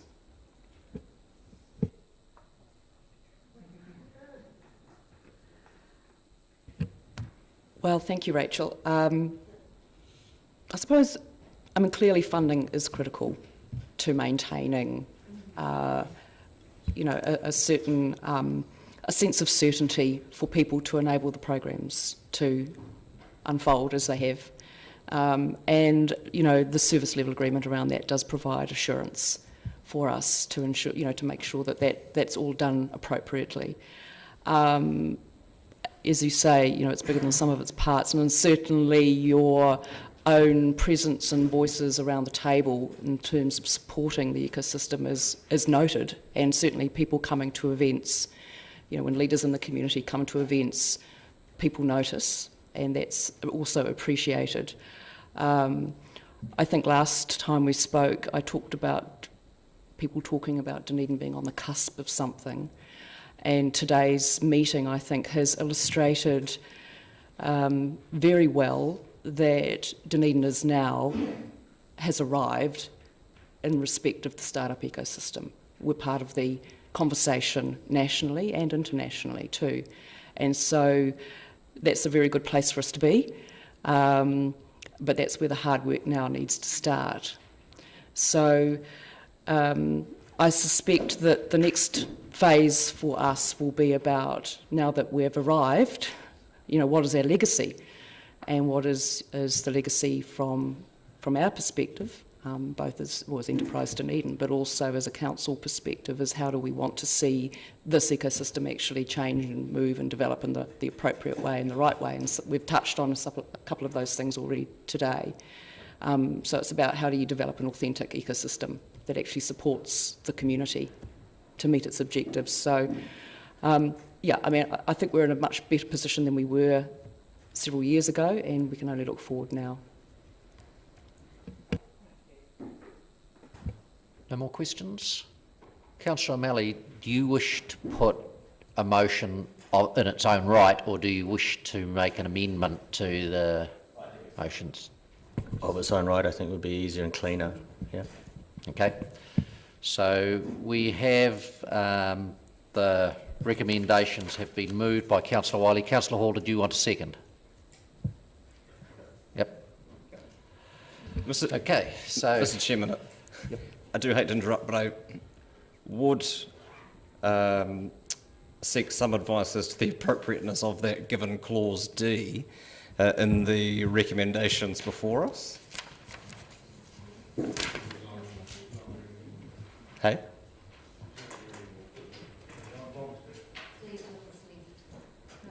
The motion is D, notes its appreciation to Donna Hall for her contribution to the...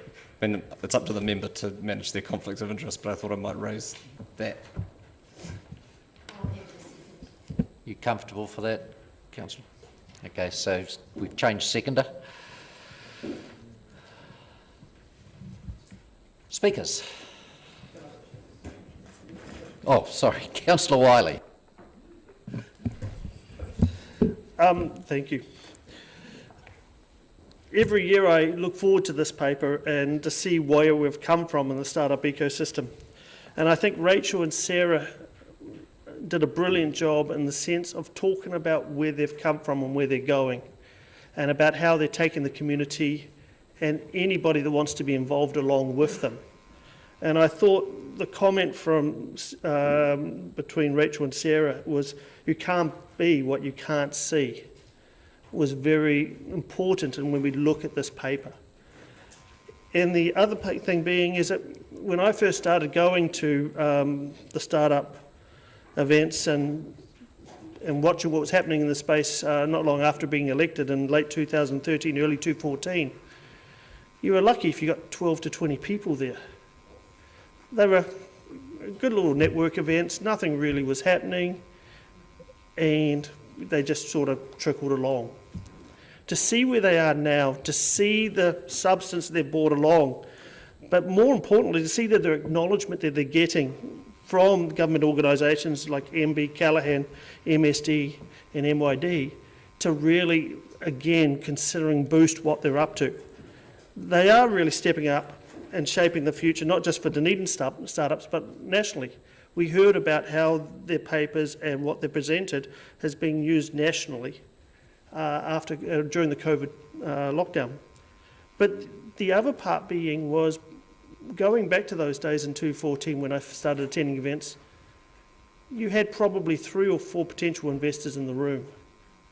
Now, and they were local investors, now we've got local, national and international people wanting to really see what these companies are up to and what they're doing and how they can be investing. And when you've now got companies that are doing work in places like Chile, I know Winely has got contracts with companies in California and things like that. These companies have started from really small positions, but they are really growing, and that actually lifts the whole space up. There is a great multiplier effect from these funds that I can see, and that's why I'm really excited to support this and move it forward. Anytime we're looking at funds, we're looking at $150,000 here. There's always, and especially in our tight financial market and position, we see where are the funds going to come from. And for me, the telling case is these are coming out of, and we've just heard, the Grow Dunedin Partnership budget. It's coming out of their $362,600 budget that council gives them. So I can see how that is working, and the Grow Dunedin Partnership are very comfortable with that, and hence they've supported all the way through. The other thing that I really want to touch on is point C and point D. Nigel Bamford has been a huge supporter of this all the way through, and he has guided it from, again, the first times meetings I would go back to in 2014. He was always there, but now he's leaving it in very strong, capable hands between Rachel and Sarah and the rest of the board. The work that Donna Hall did last year and really lifting it over the last couple of years to do has really made a difference. So this is an organisation that's going from strength to strength, and even better, they're taking a much wider approach. So I'm very comfortable in supporting recommendation 1. Thank you. Councillor Houlihan. Thank you, Chair. Yes, I'm also very happy to support this. Over the years, I've been to many of these events, from startup weekends to co-starters, where I've spoken there, and to Challenger series where I've seen the people come and the difference it's made to those startup businesses through this, I think has just been incredible. And out of everything we do in our city, I think this area, the startup area, has the biggest opportunities for our city, that we could see so many growth opportunities from this in startup. And internationally, I think the world's our oyster here, and I think it's really exciting. And I think we could solve a lot of our city's problems through the startup community as well, because they look at disruption and how we can do things differently. And to an entrepreneur, a problem is an opportunity. And I just think it's especially at the moment, extremely exciting, and I fully support it. And I also would like to say I've had quite a few dealings with Donna Hall over the time. She, for me, in my opinion, stepped up the whole startup sector to a more professional level with her introduction into that role. And so I would personally like to say I think she's done a great job. But I think from what we heard today from Rachel and Sarah, that they will be really good leaders. Sarah's been in that role as the chair, I think, for quite a while, and she's involved in the angel sector, so, you know, her experience is extensive as well. Mayor Hawkins. Yeah, thank you, Mr. Chairman. I want to add my thanks to the work of the Startup Dunedin team and our staff who support them. It's really positive work, and I echo the praise that has been dispensed by my colleagues before me. It's also encouraging to hear from their new General Manager today and her focus on addressing equitable outcomes within the startup ecosystem, and that's been acknowledged both by Ms Butler and by our own staff in comments today, that the breadth of people involved in this work certainly isn't as wide as the skills might be, and until we, you can't fix what you don't acknowledge, and I think making those acknowledgements is really helpful, and it's positive that Ms Butler's going to start with Te and work her way down after she solved the easy ones. So good luck with that. This is an opportunity, we have an opportunity in the short term to think about in the post-COVID environment, what we want our economy to look like and who we want it to serve and how we might like it to function. And we can't control all of those things, obviously. There are significant macroeconomic systemic issues that are beyond our direct control, but we do have a say in where we focus our funding and trying to push things in those directions. And this is a significant amount of money. It's nearly half of the total budget for the Grow Dunedin Partnership. Our council has a strategic framework of which economic development is one of our strategic objectives in terms of supporting new jobs and higher wages. But the theory of the strategic framework is that it's supposed to also contribute to our other outcomes, whether that's around social well-being or our natural environment or arts and culture or whatever. And my questions were really pointing in this direction, in that if we don't have a mechanism through input into this service level agreement to say that, hey, look, we'd like this work to align better with council's strategic objectives, and if our appointment, at least up until this point, on the board has been based around the skills that they can bring to the board rather than being a vehicle for carrying council's aspirations, then we need to think about what another mechanism might be. It could be addressed through the board appointment, and that's something that we can work through with staff. But this would seem to be with new staff at Startup Dunedin and the possibility around or the need to bring someone else onto the board to represent council, a useful point for us to consider how we might want to realign or try to align the work that Startup Dunedin are doing with the complete strategic objectives that council has, given the investment that we put into this work, which is, as we've seen, producing great outcomes and should be encouraged. So I don't want my comments to be seen as a criticism of what has been produced as a result of this work, particularly in recent years. I just think the opportunity is there for us to broaden both who participates in it and what it can achieve. Thanks. Councillor O'Malley. Thank you, Mr Chair. I'm happy to support this motion. When we talk about startup spaces, I think we have evolved a long way, and my questions that I said at the start were perhaps a bit pointed, but also reflect a historical approach to startups, which was that the universities are going to generate all of our great, bright, new, shiny future, and everything's going to come pouring out of there. And in fact, that approach has actually often given a very poor return on investment, and I do appreciate that this whole approach has been evolving over the years, and I did like here today to hear what the presenters had to say about evolving it even further. My general feeling when it comes to this environment is that advice is useful to those who don't have experience, but resources are also very useful, which is why I'll be putting the motion I'm putting forward to. I think the council needs to also consider that over and above this activity, how do these people get to do what they want to do once they've received the advice? Because you are out on your own when you start this. There's nothing coming your way. There's nothing to help you. And if it's too expensive and too difficult to work, then you've also failed. That's another reason of failure. So I would like us to see us partnering with government agencies and other such things, which we are doing, so continue that work. We talk about the modern economy and the weightless economy. Some of these are service-based and weightless, but many of them are actually still good old-fashioned manufacturing. They're just the next wave of manufacturing. In fact, it's probably us getting out of a post-colonial era of taking somebody's factory from England and just reproducing it down here and calling that manufacturing, to actually doing the whole thing ourselves from the start. And this is an important part of achieving that. Councillor Garrett. Thank you. Thank you to the staff and to the folk who came to the public forum.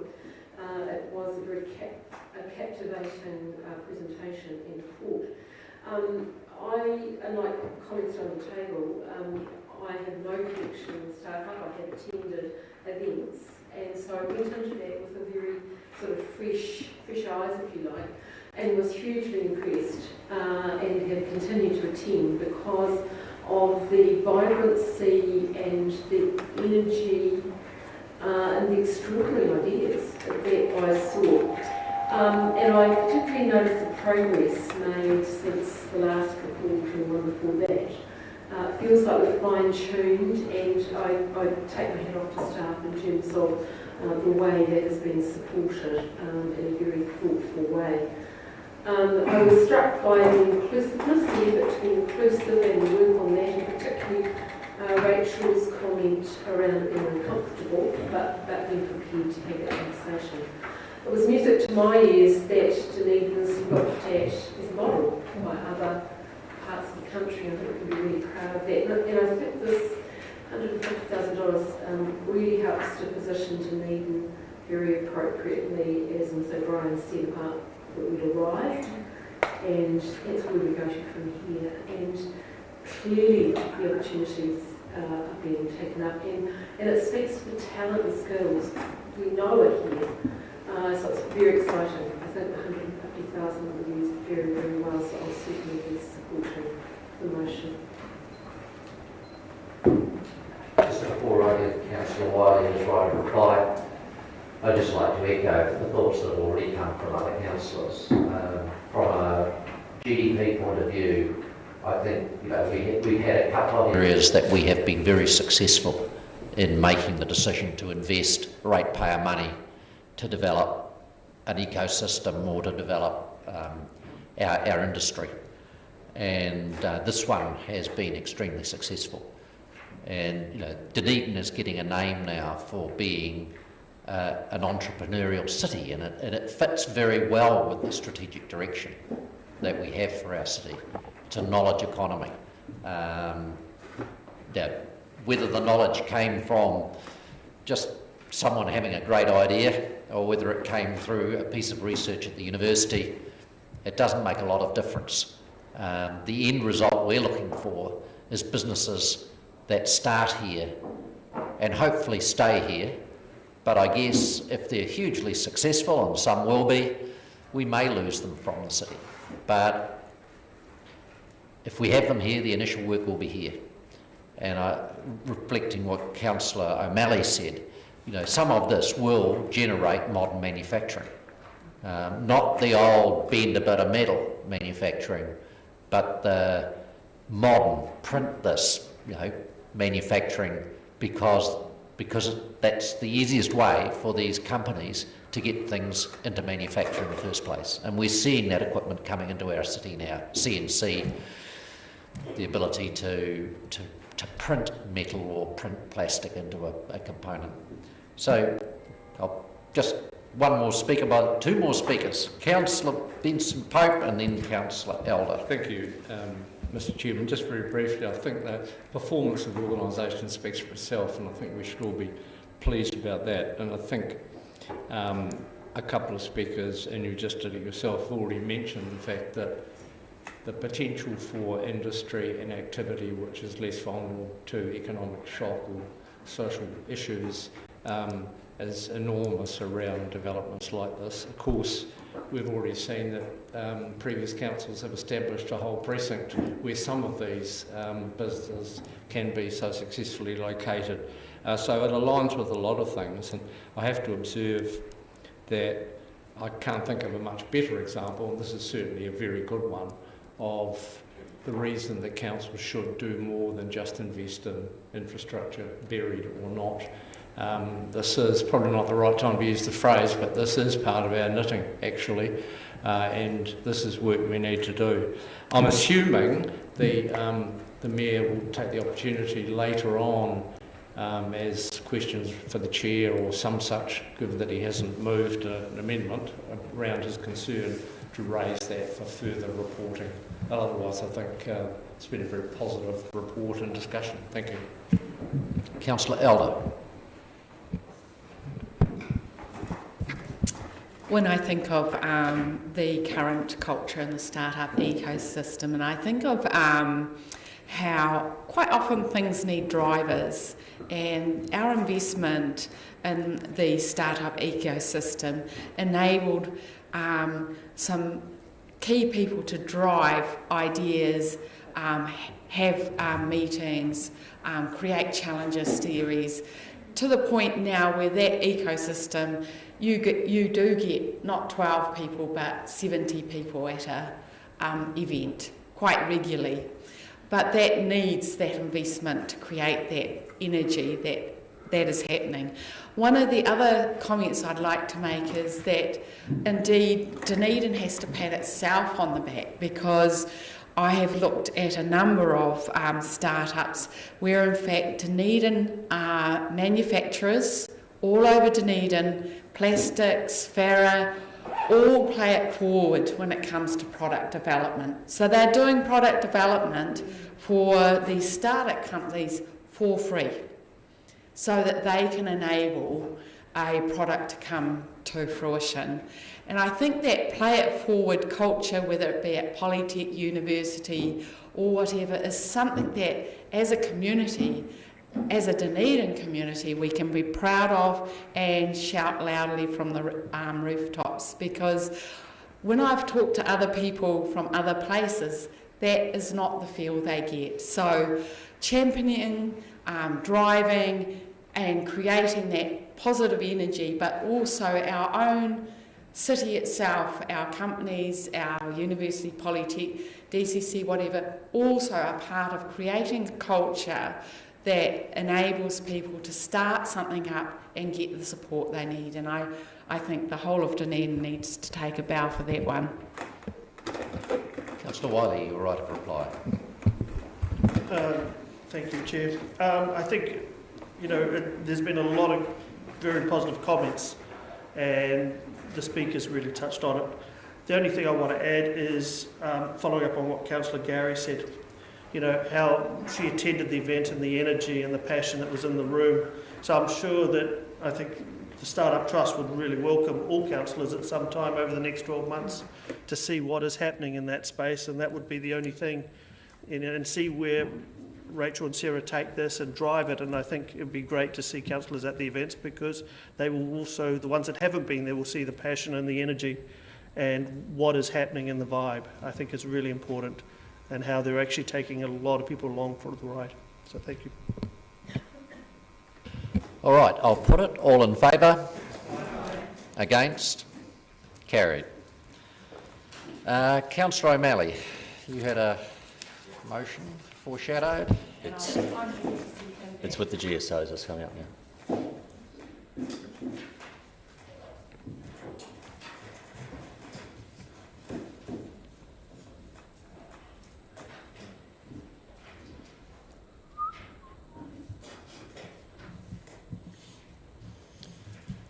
Would you like to speak to it, Councillor O'Malley? Yes, for those who don't understand what I'm asking, well, not don't understand, but may wonder what I'm asking for here.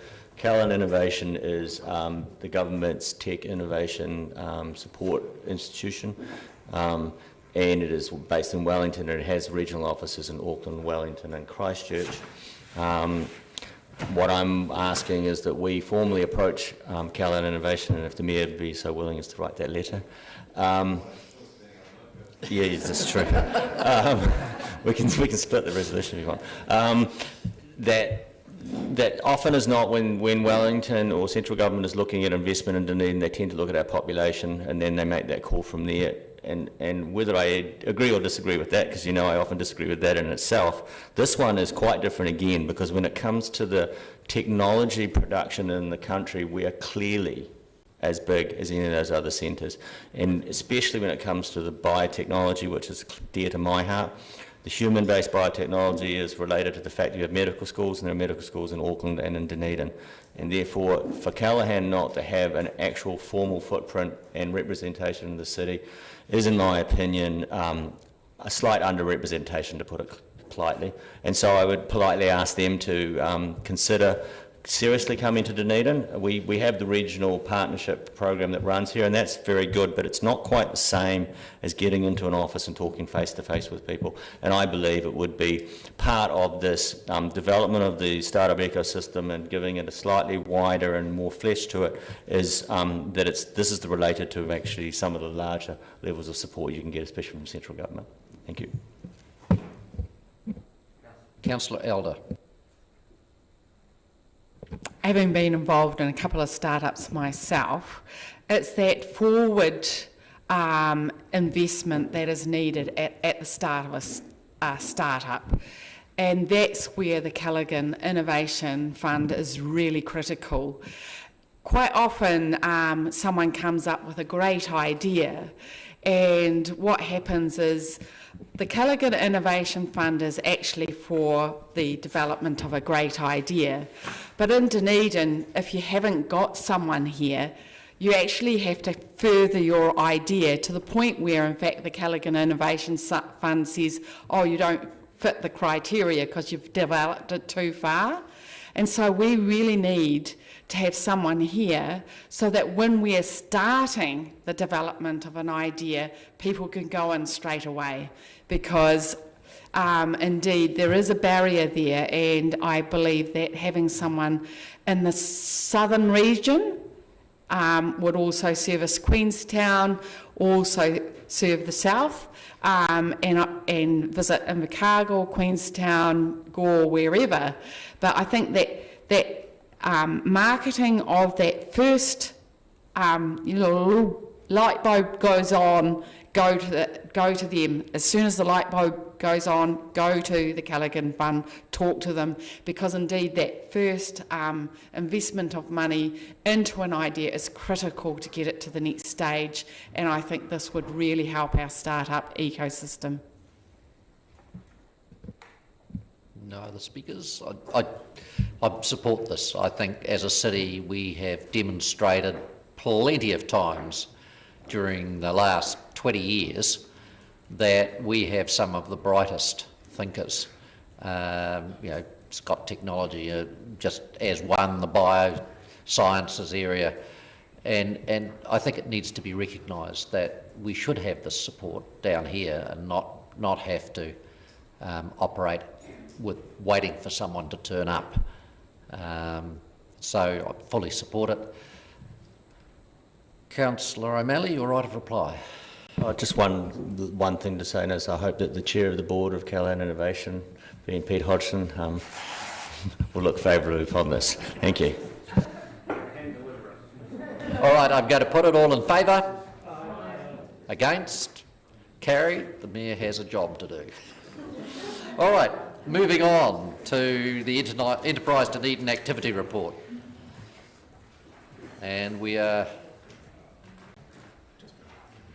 Malcolm, you're going to join us at the table.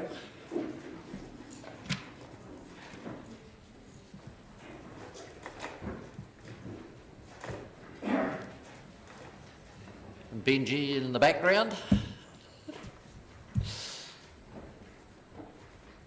It's always good to have Mr. Patterson here. Yep. So, do you want to speak to anything, or do you just want to go into questions? Probably given the nature of the report, we're happy to just take questions. All right, questions, councillors. Councillor Laufiso. Thank you. I'm just looking at the Infometrics report on page 58, and I'm just seeking clarification because I think I know what it means, but I just... Anyway, so this report says, or Infometrics says, the forecast employment to fall by 9.8% over the year to March 2021. Does that mean they're expecting unemployment to go up 9.8? That's what they're forecasting.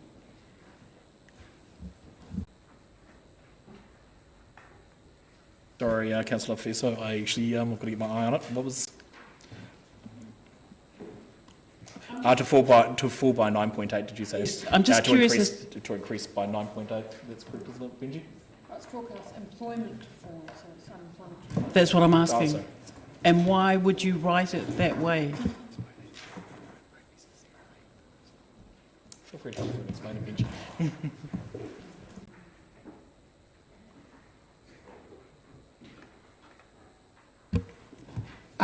Yes, thank you, Councillor.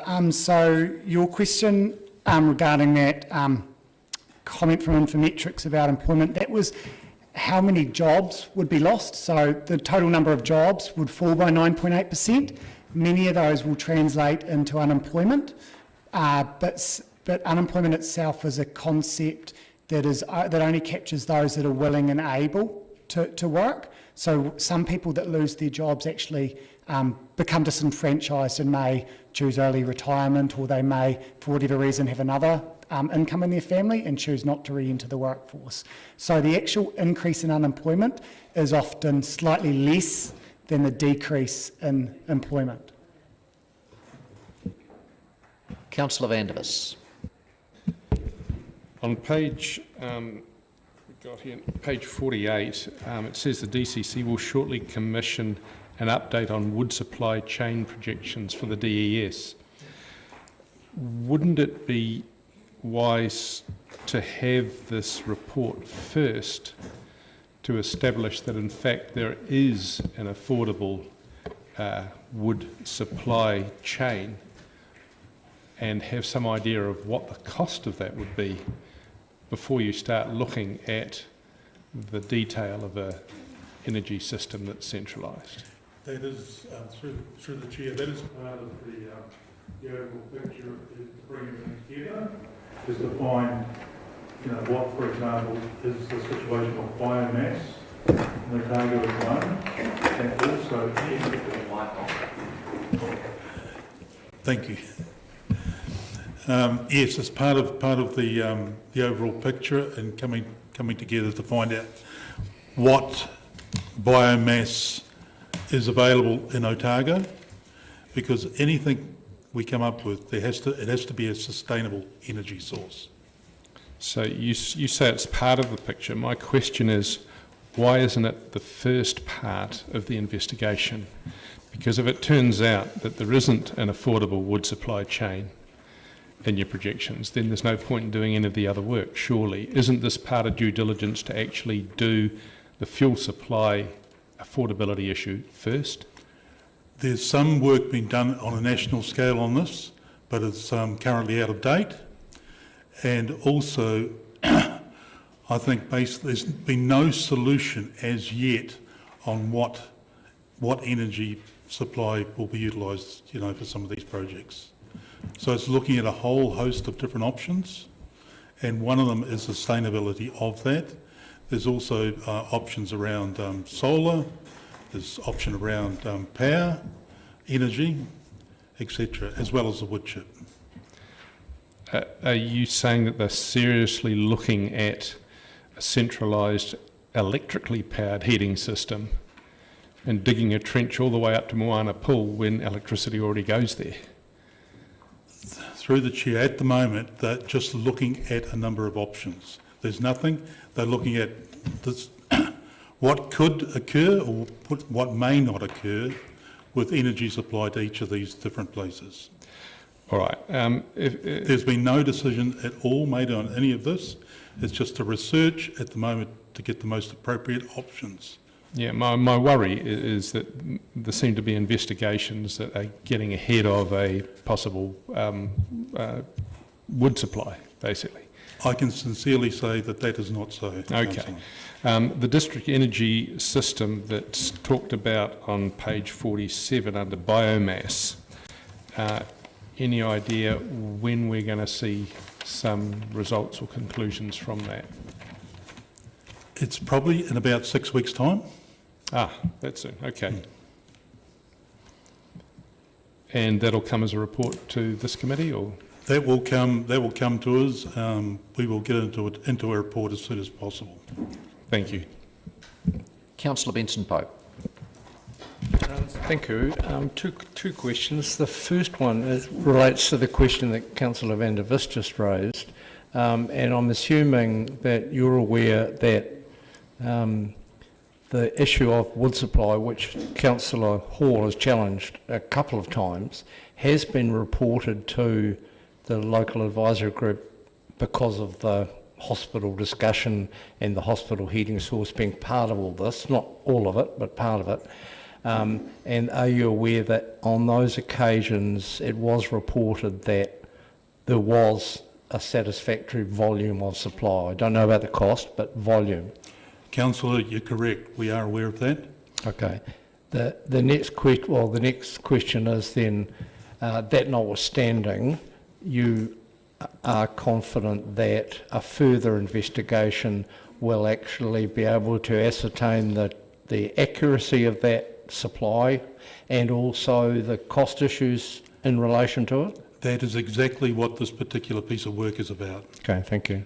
The other question, I'm wondering if someone on page 46, paragraph 12, I'm interested in a comment in that about what happens at financial shock time. Does it mean, what I think it means, that because of financial shocks, more people toddle off to university or polytech or something? That is correct. It's a, thank you for pointing out, Councillor Benson-Pope, it is an interesting worded sentence, to the point that it even actually reflects a K where it probably should have had an M, but you are correct that the general trend is, as we understand, talking to institutions, is that generally people go into educational institutions during these types of economic shocks, okay. And certainly they would if it was 576,000. And associated with that, would you anticipate, or are you prepared to speculate that might also have the effect of people picking up the trade-free fee apprenticeship issues that are now on the table? That would certainly be our hope in terms of engagement with the Polytechnic and through the NZIST, changes around Rove. That's certainly what we're working close. Thank you. Councillor Wiley. Thank you. Fraser, first off, on page 48, point 26, Good Food Dunedin. We heard at the annual plan a lot about what was happening in the food space in the local food sector in Dunedin. Can you give us a brief update on, you've obviously reviewed those submissions at annual plan time? Certainly. So Mr Christie and myself have met with some of the submitters since the annual plan process. We've certainly been working in with Ms Zina, certainly over unpacking in terms of, I suppose, the mix of the services that is actually provided through Good Food Dunedin. It is comprehensive. It does touch on actually social, economic and environmental considerations under that portfolio within the current resources. So we're still working through that, but we're still looking at it in terms of where and how we best sort of deliver, I suppose, a program of work that's been going on for the last 3 years, which provides a range of support from support food trucks to the farmers market, but equally provides support through projects such as Hand Over a Hundi, which is about community growing, which is about community grants to grow vegetables, particularly areas as well, just how to reconcile that. We're looking at that, how we go forward, but certainly we'll take note of the submissions that came through. Okay, thank you. A follow-up question around the bid for the Otago Polytechnic and the Institute of Skills and Technology headquarters to be here in Dunedin. And it says we're still waiting to hear what lessons were learnt or what opportunities. Have we yet heard back? You probably wrote this a couple of weeks ago. Yeah, I think it's a little bit of a timing thing in terms of the report and the feedback which we received from Mr. Winder, Peter Winder, who sits on the board of the NZIST. We did have a debrief with him over our application and our bid, which I truly believe we were in game and in play, certainly after the visit by the board at the start of the year. It was competitive.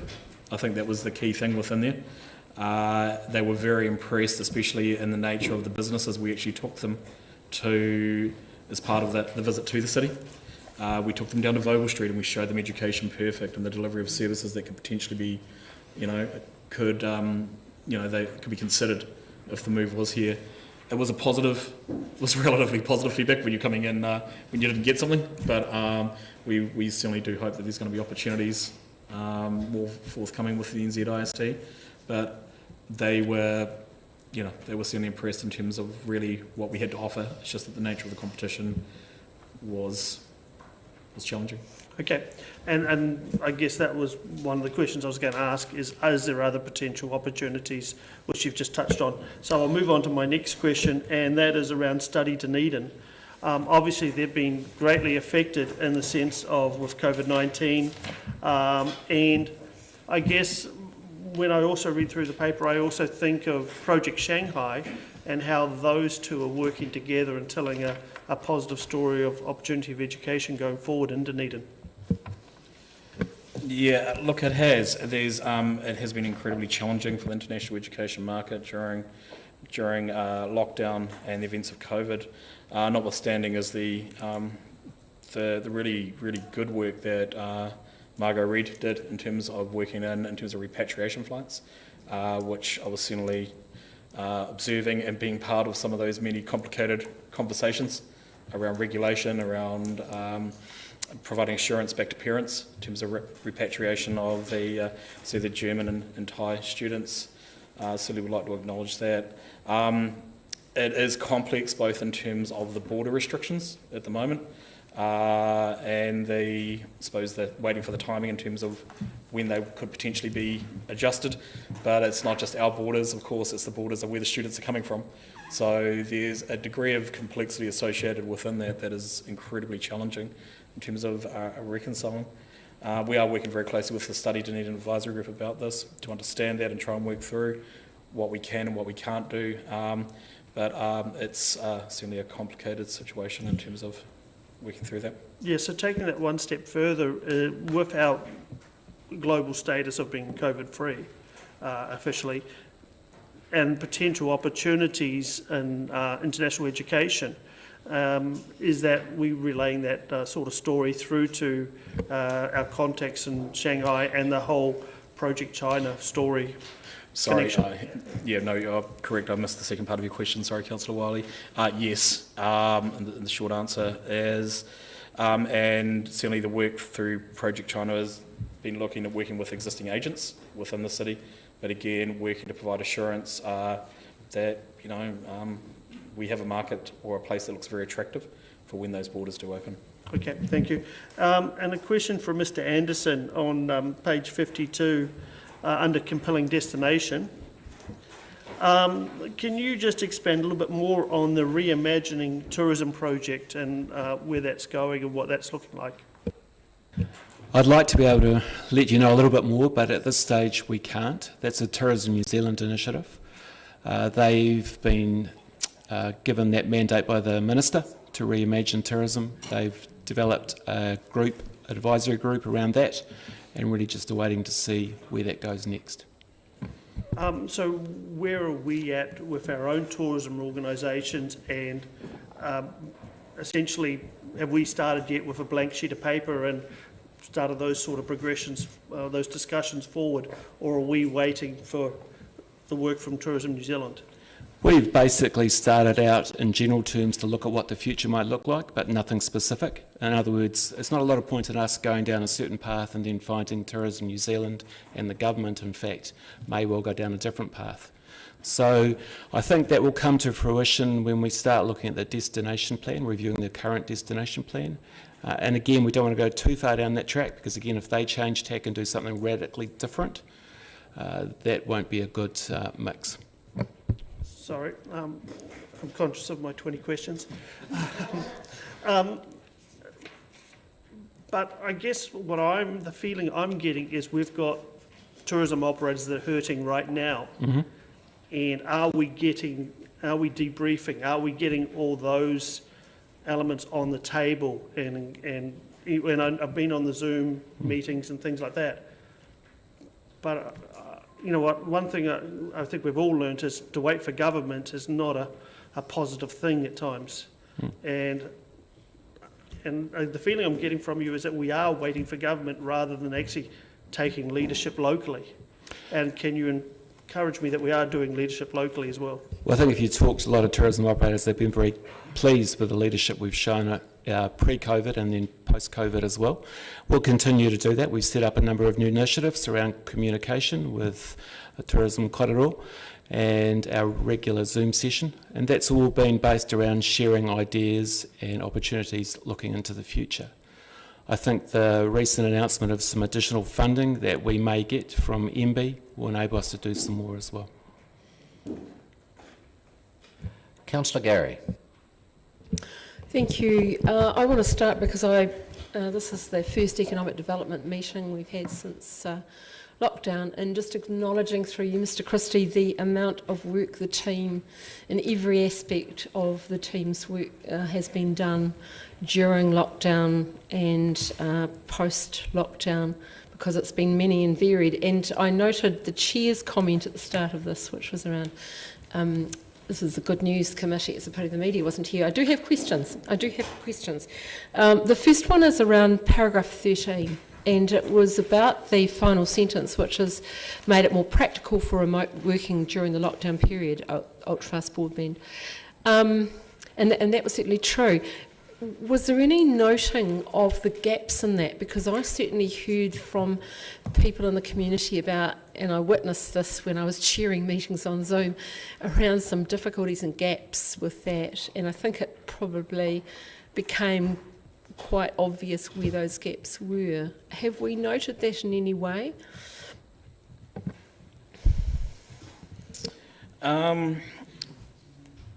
Possibly more anecdotally than specifically, to be honest, Councillor Gary.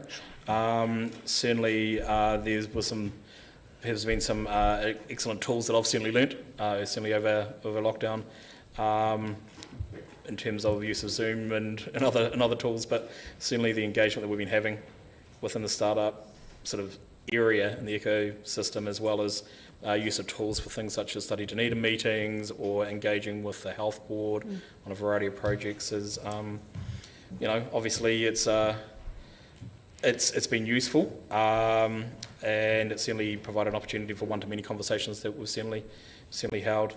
Probably a point that one success story that I probably would note on was a online hui that we produced as part of the work that we've been doing around code, which was very successful. Certainly had 16 participants from across the country that was associated there in terms of developing a work stream for that project. So while there have been challenges, there's been lessons in there as well. I think we're all learning about Zoom if we didn't know it before. Thank you. I think it's just something for noting, really. Interested in the job done internships, and I know Ms O'Brien is the one who probably can answer this. So I was interested to know what your thoughts were about the effect of COVID on that, what your sense of that is, and I mean, that's still going to play out, but be Seem we interested have to hear. Ms. Thank O'Brien you. here.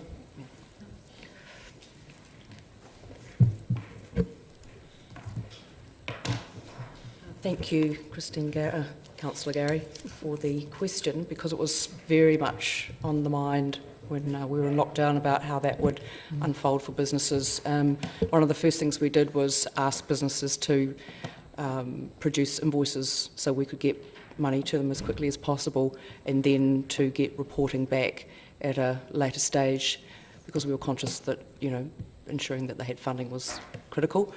But in addition to that, we were very keen to also just identify what their appetite was for taking interns on, depending on what the situation was that was going to unfold, and none of us really quite knew what that was about. So we went out to 36 businesses who had participated with Job Done in the last couple of years, just to test their appetite and to be sensitive to whatever came up, because we wanted to be able to position Job Done in a way that was going to best meet people's needs or do something completely different.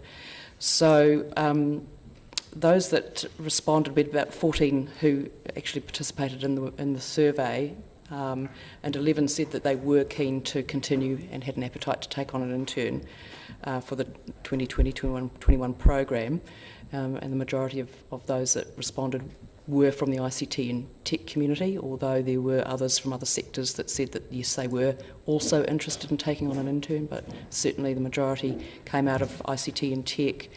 And we were also interested in finding out how they would like us to deliver the program, because if it meant that we were going to be moving into different levels perhaps later in the year, we still want to deliver as much as we can to assist them as much as we can, but to do it in a way that's safe and appropriate. And so, of course, if need be, we would resort to Zoom meetings. We'd still facilitate as much as we could, but the majority of people felt that if it was safe enough to, then we would resume normality and have our normal event in September at Otago Polytechnic.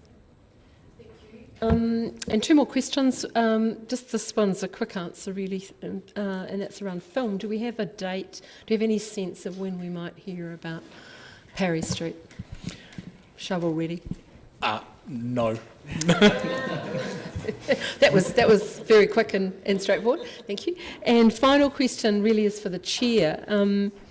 And it connects with the last item, but certainly while we're talking about a recovery from COVID, I was really interested to know, with the Grow Dunedin partnership, is there another part to the COVID response? Is there other things that the GDP is looking to do?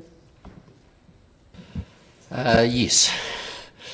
In fact, we called a GDP meeting in the 2 days before lockdown, because we had established very quickly that the outcome was going to be that there would need to be a lot of work to pull us back out after the lockdown period. So since then we've had several meetings. We've used a consultant to go through the ILM process and develop a framework for sort of coordinating a leadership in recovery.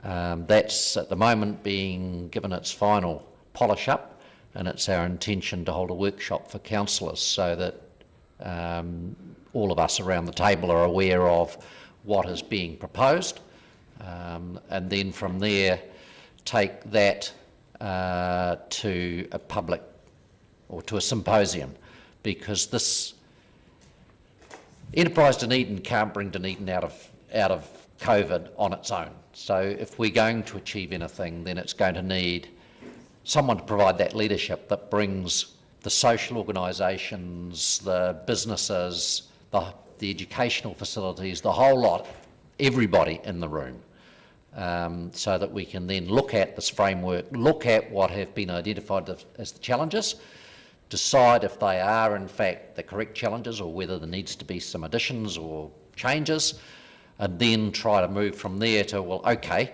how can everybody in this room, every organisation in this room, tie together to lift us out of COVID-19? So, yes, you can expect to get a workshop in your diaries you'll be the first guinea pigs outside of the Greater Dunedin Partnership to have a chance to look at what's been done, give us some feedback. From there we'll do some polishing again, and then take it out to a much wider grouping of businesses and social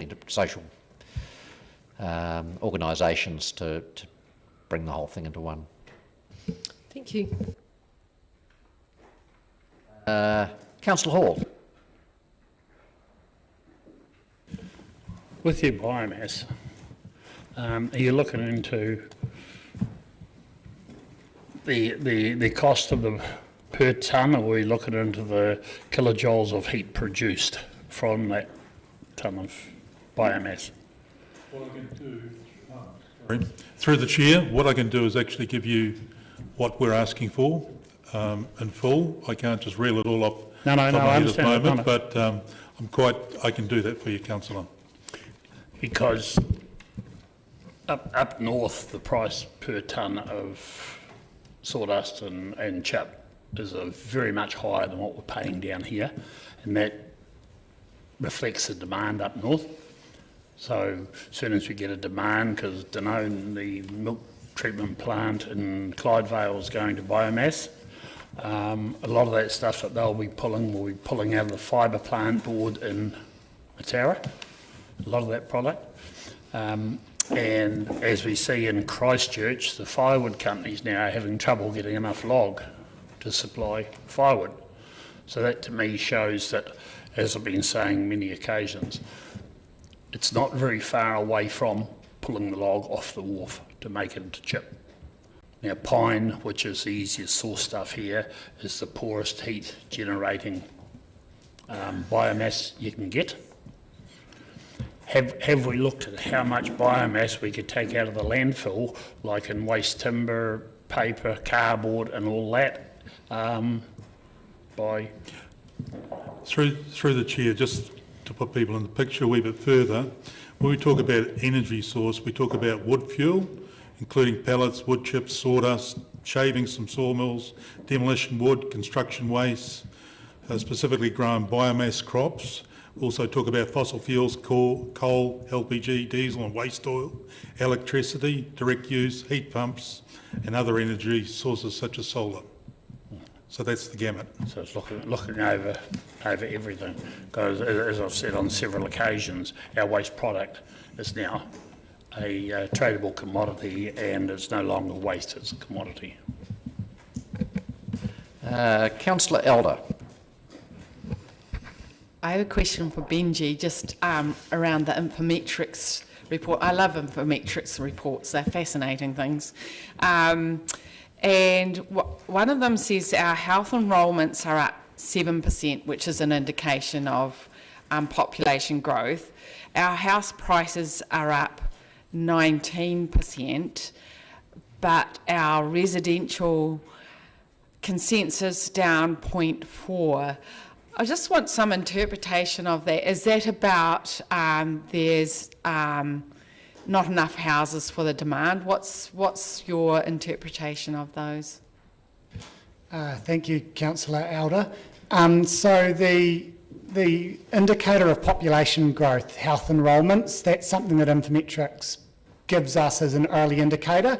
It's not necessarily saying that we've had 7% population growth, but what we can see is the general trend in health enrolments as a growth rate has gone higher. At the same time, so we've had more people coming in. At the same time, we have had building consents that are close to their 10-year average at present, so they haven't risen substantially.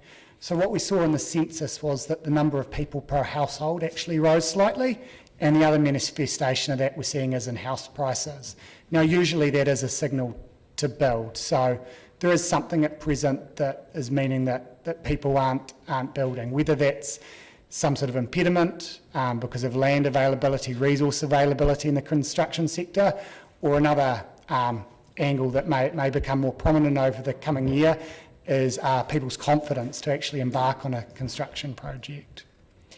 Yes, and it's very difficult to predict in this climate. Now, a question for Malcolm, actually, related to the Plan D and how much pickup did it get from all over the place as an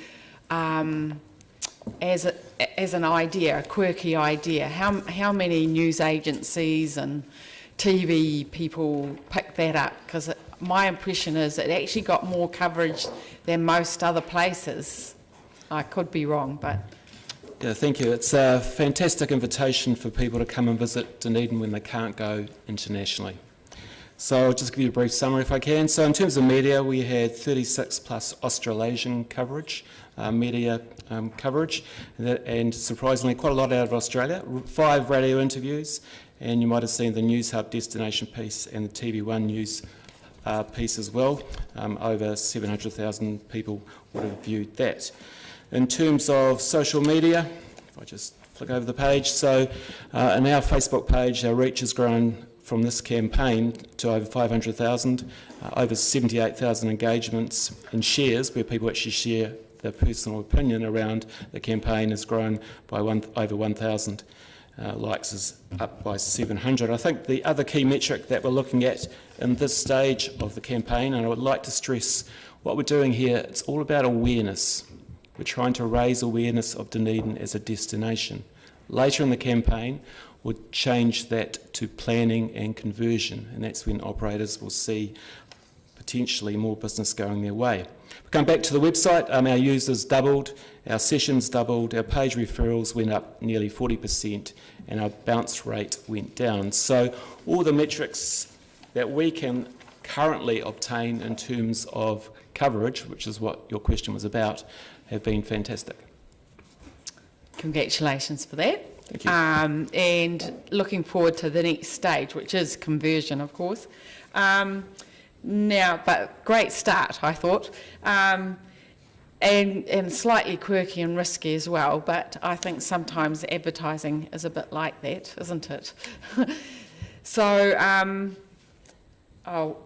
the uptake of the Facebook page, which you now actually tape as well, how's that been? Korero, I've forgotten the name of it. That's right. So the weekly tourism korero, that's grown to over 100 people. We average about 50. It's gone down a bit in the last few weeks, which I think is interesting and a reflection of change in levels. And that is recorded, and so people can go back on, and there's been about 20% more watching it after the actual event. In terms of our Facebook group, which we set up again as a response to COVID-19, that's well over 100 people, and that's being used to share very quickly whatever information we get, which is pretty much daily at the moment. So what feedback have you had on that initiative? So both those the feedback on both those initiatives has been very supportive. I think the industry has acknowledged there's been some things we could do, and that's 2 of them. There's some things that we can't do given the current situation, but the general response from the industry has been supportive. Thank you. Councillor Benson-Pope. Thank you. I found 2 more. Sorry, the first one's on page 47, paragraph 21, about code. When people ask about what the acronym means, there's no problem. But I've heard of a lot of conversations that have gone a little further, and when they get the wider explanation, they find it hard to understand the gaming side of things. Every time I've asked about it, and this has been part of the advice we've had about the hospital rebuild as well, it's far beyond gaming, as I understand it anyway. And I'm wondering, if that's the case, as I'm sure it is, I'm wondering what, if any, thought has been given to perhaps massaging the label a bit so people don't go down the wrong rabbit hole? Look, thank you for the feedback, Councillor Benson-Pope. I think certainly you're right in the sense that code is certainly focused around gaming, but we've seen application, I suppose, of code in a variety of different ways. Games for entertainment, certainly, but we've seen, and as we work through code, the application can have with serious applications within there. So we haven't thought about adjusting the scope of it just yet. We're still in the establishment phase, which has been quite challenging, but equally I wonder whether or not this is going back to our communications a little bit around code a little bit more, and explaining really where the focus is at the minute, which is around improving perceptions, which is around education pathways, it's around diversity, it's around growing the economy, but also looking at that games for health component, which we've certainly started having conversations with the Southern District Health Board, Callaghan, and others around there in terms of how can we foster, I suppose, the use of games technology for more serious solutions. And we've been working very closely with Mike Collins from Southern District Health Board within there in that space as well. But I think maybe rightly go to the point that we probably just need to keep working out our comms. Yeah. Well, I think it would be helpful to flesh that out a bit so people don't get misunderstand. Absolutely. The other question's about is on page 48 in C about the application to the ECA Round 8 Low Emission Vehicle Fund.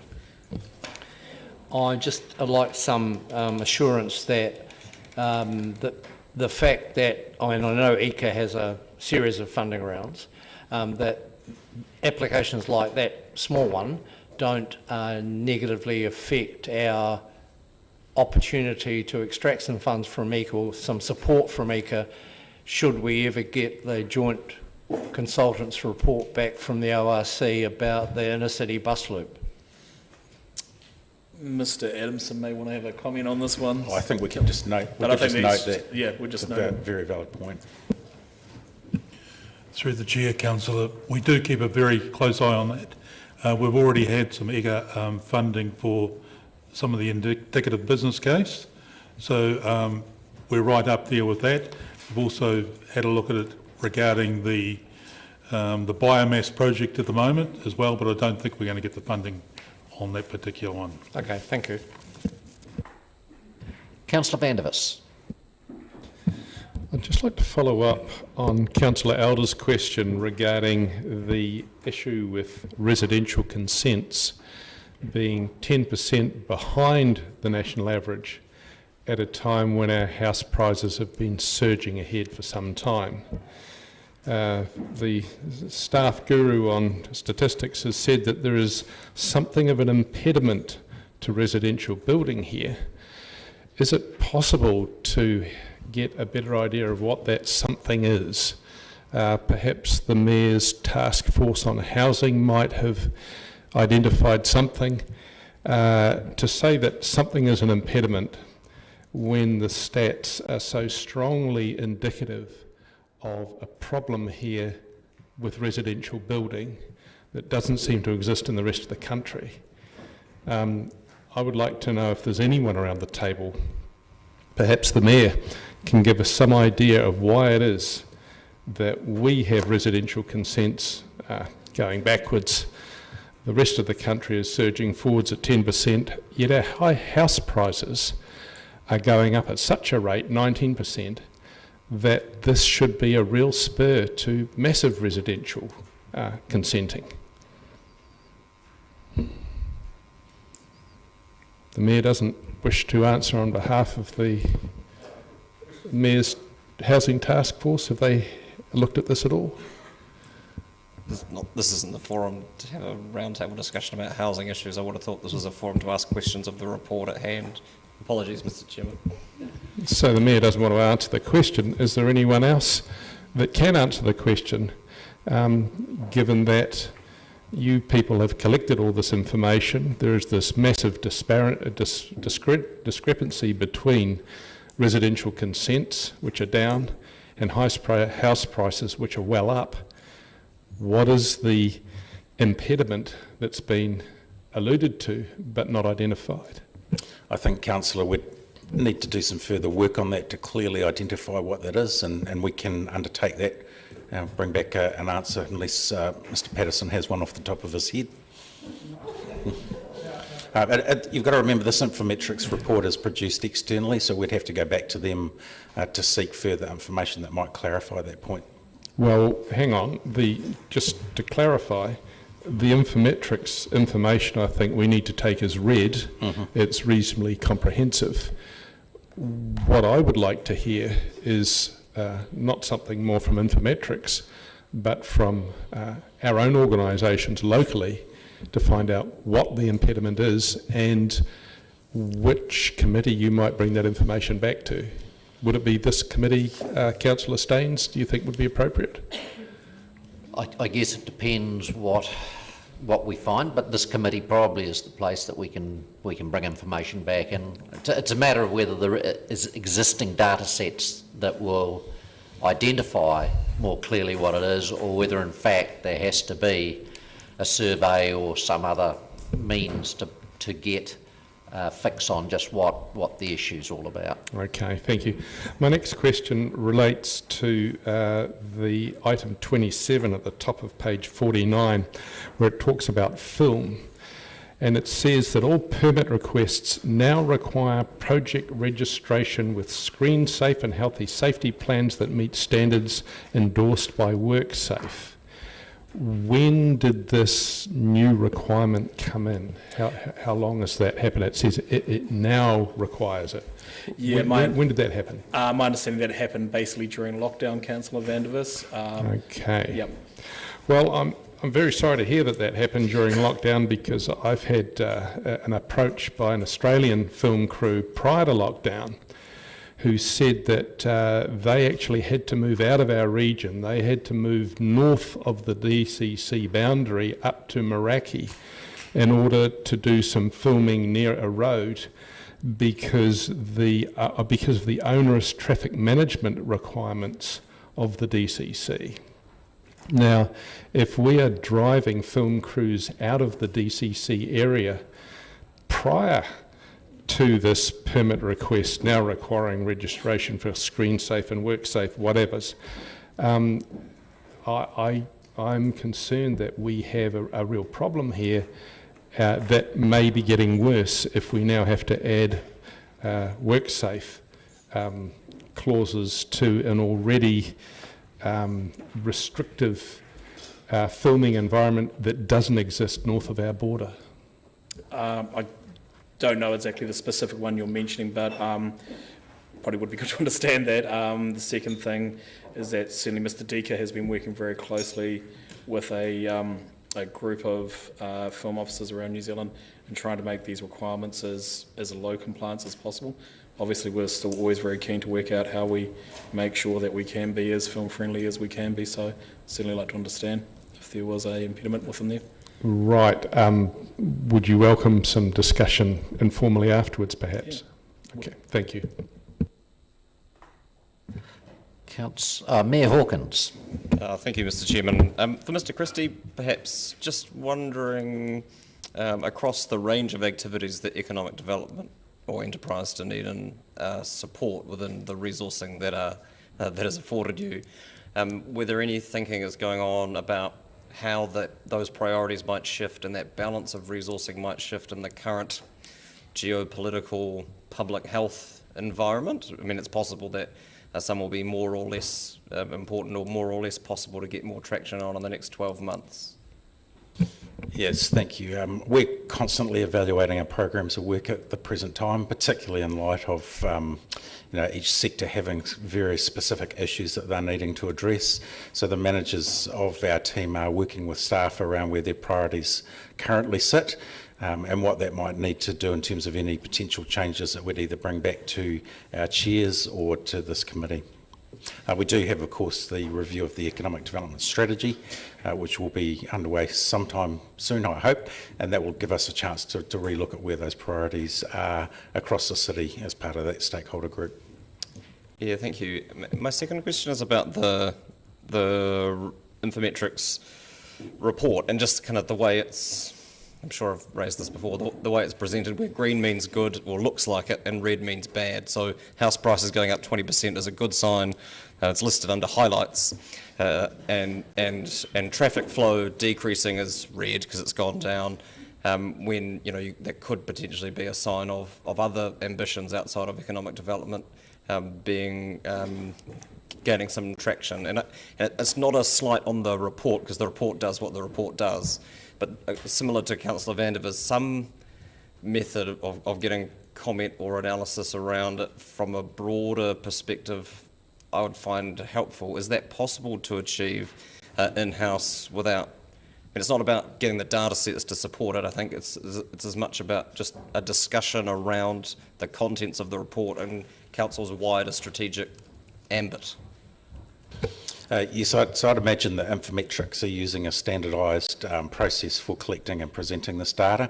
We can certainly take the data that they're giving in these reports and present a more representative narrative that might be more suitable for this council. So we can work with Mr Patterson around getting a broader overview of these reports through to you before these meetings.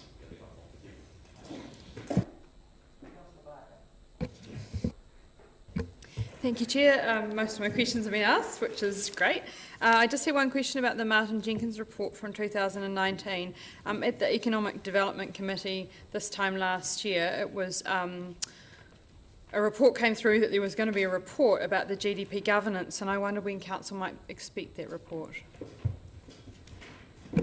I'm just working that through currently, Councillor. We should be able to come back to you with a process for how that's going to be reviewed shortly. There has been some work undertaken by Grow Dunedin Partners, and we do have a draft terms of reference. The question we've got is how best to present that to you. So we'll give you an update as soon as possible. Thank you. Councillor Elder. Just a couple of questions. With the alliances for innovation for film, I note that there's a group in Auckland that's really going hard out, and with the government going hard out for big film and encouraging that. Is there any coordination with that group? We coordinate with a number of agencies, so I think the short answer would probably be yes. We have very close relationships with the New Zealand Film Commission. We also sit on RFONs, which is Regional Film Officers of New Zealand. Got that out. In fact, our own Mr Deeker is the chairman of RFONs, so I am sure that there are those conversations underway. Thank you.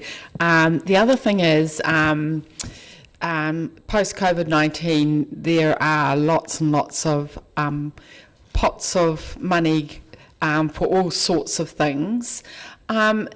And I'm just wondering how we disseminate that to our population so people can access it just as much as for ourselves, actually. But certainly for helping tourism, for helping businesses, for helping startups even and innovation. There's just so much coming out. It's very hard to keep up with, to be honest. That's correct. I think Mr Christie's all over this one. So without getting into the detail that sits within our portfolio, I know Mr Pickford is coordinating a centralised list of all of the funding that is available through these government grant programs, which seems to be added to almost daily. We do have copies of that, and we'll discuss with Mr Pickford how he intends to disseminate that. But we're certainly aware of it for our portfolio, and wherever we can, we are looking at opportunities for pursuing those funding lines. Thank you. Councillor Raddick. Yes, just a question about the EV on page 48, the scoping an EV charging needs assessment and charging plan. Is ED doing that, or are you getting a consultant for that? If you bear with me, Councillor Raddick, I'll lean towards my learned colleague, Des Adamson.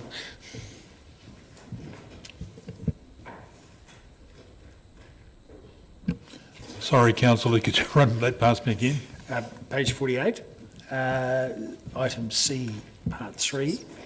DCC is scoping an EV charging needs assessment and charging plan for Dunedin. So is that being done within economic development? That's not being done within economic development. It is being done within council.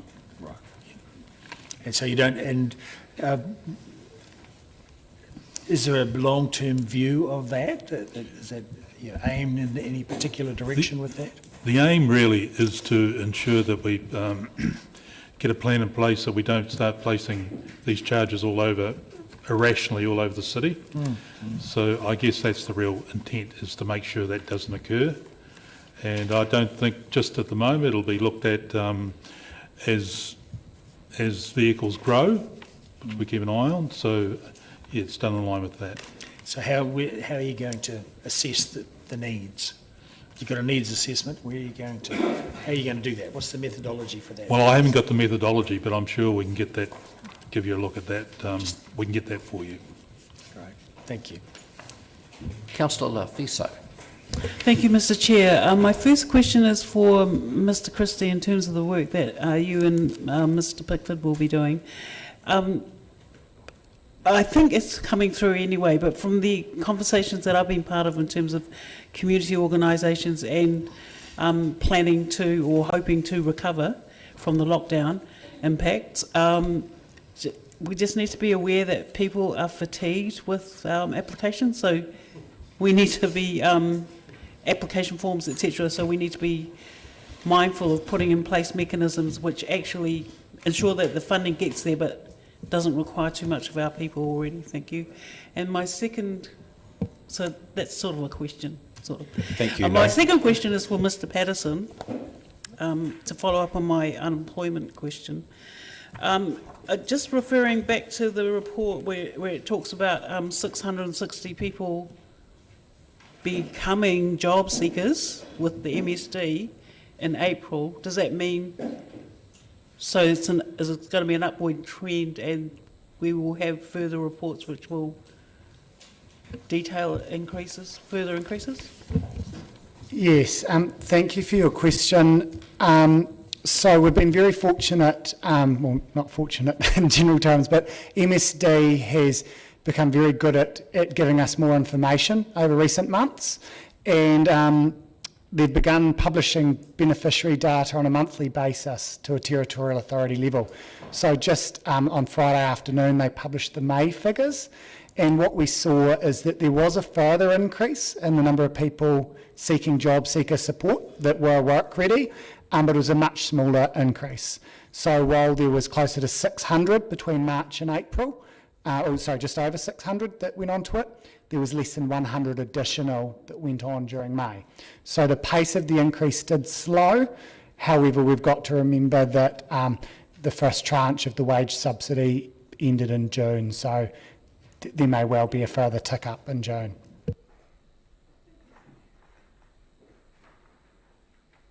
No further questions.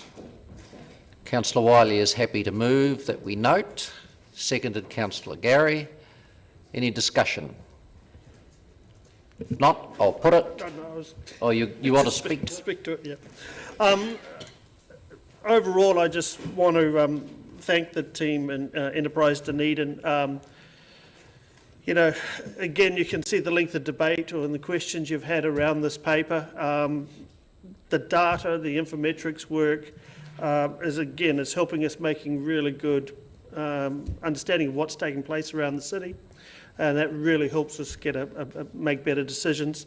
But more than anything, Councillor Gary touched on earlier was the fact that there was a lot of very strong work done by the ED team through the COVID shutdown, and I also want to share my thanks around that and thank the team for because those Zoom calls and meetings were not easy, and I know how much the whole group was on those calls and responding. And when we look at the tourism sector as a snapshot and the pressure they're under and will be under, and this is not a sprint, we're in a marathon, and we're probably, for me, I think it's only about a 10K mark really when I think about the other organisations I'm involved in.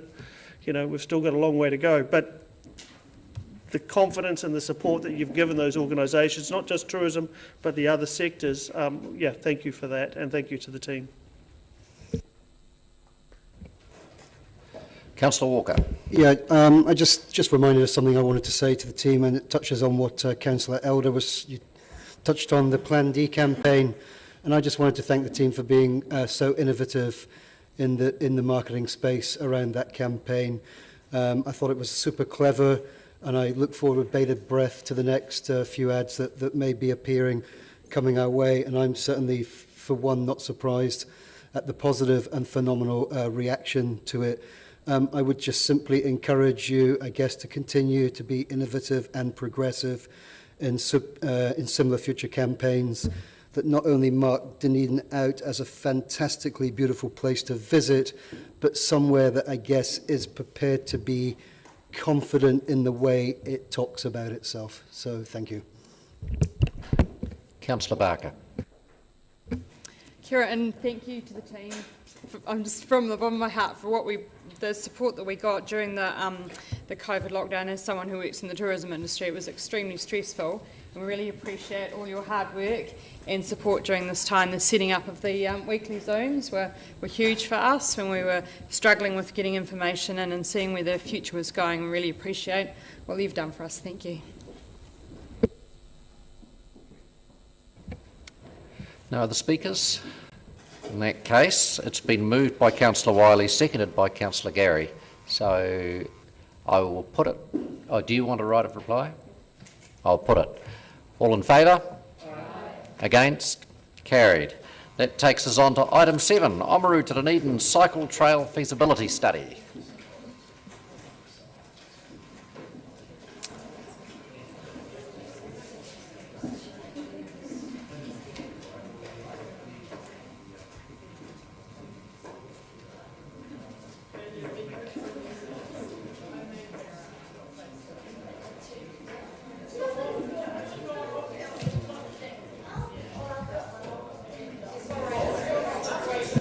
You've got a question already? You're first up then.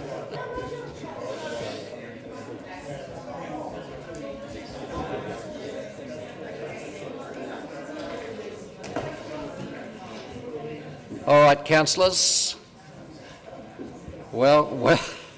Welcome, Simon and Janine. Do you wish to speak to the report? No, just to note that it's not a staff report, so we won't have all the detail, but if you want some detail, we can try and find that. Questions, councillors? Councillor Vandervis.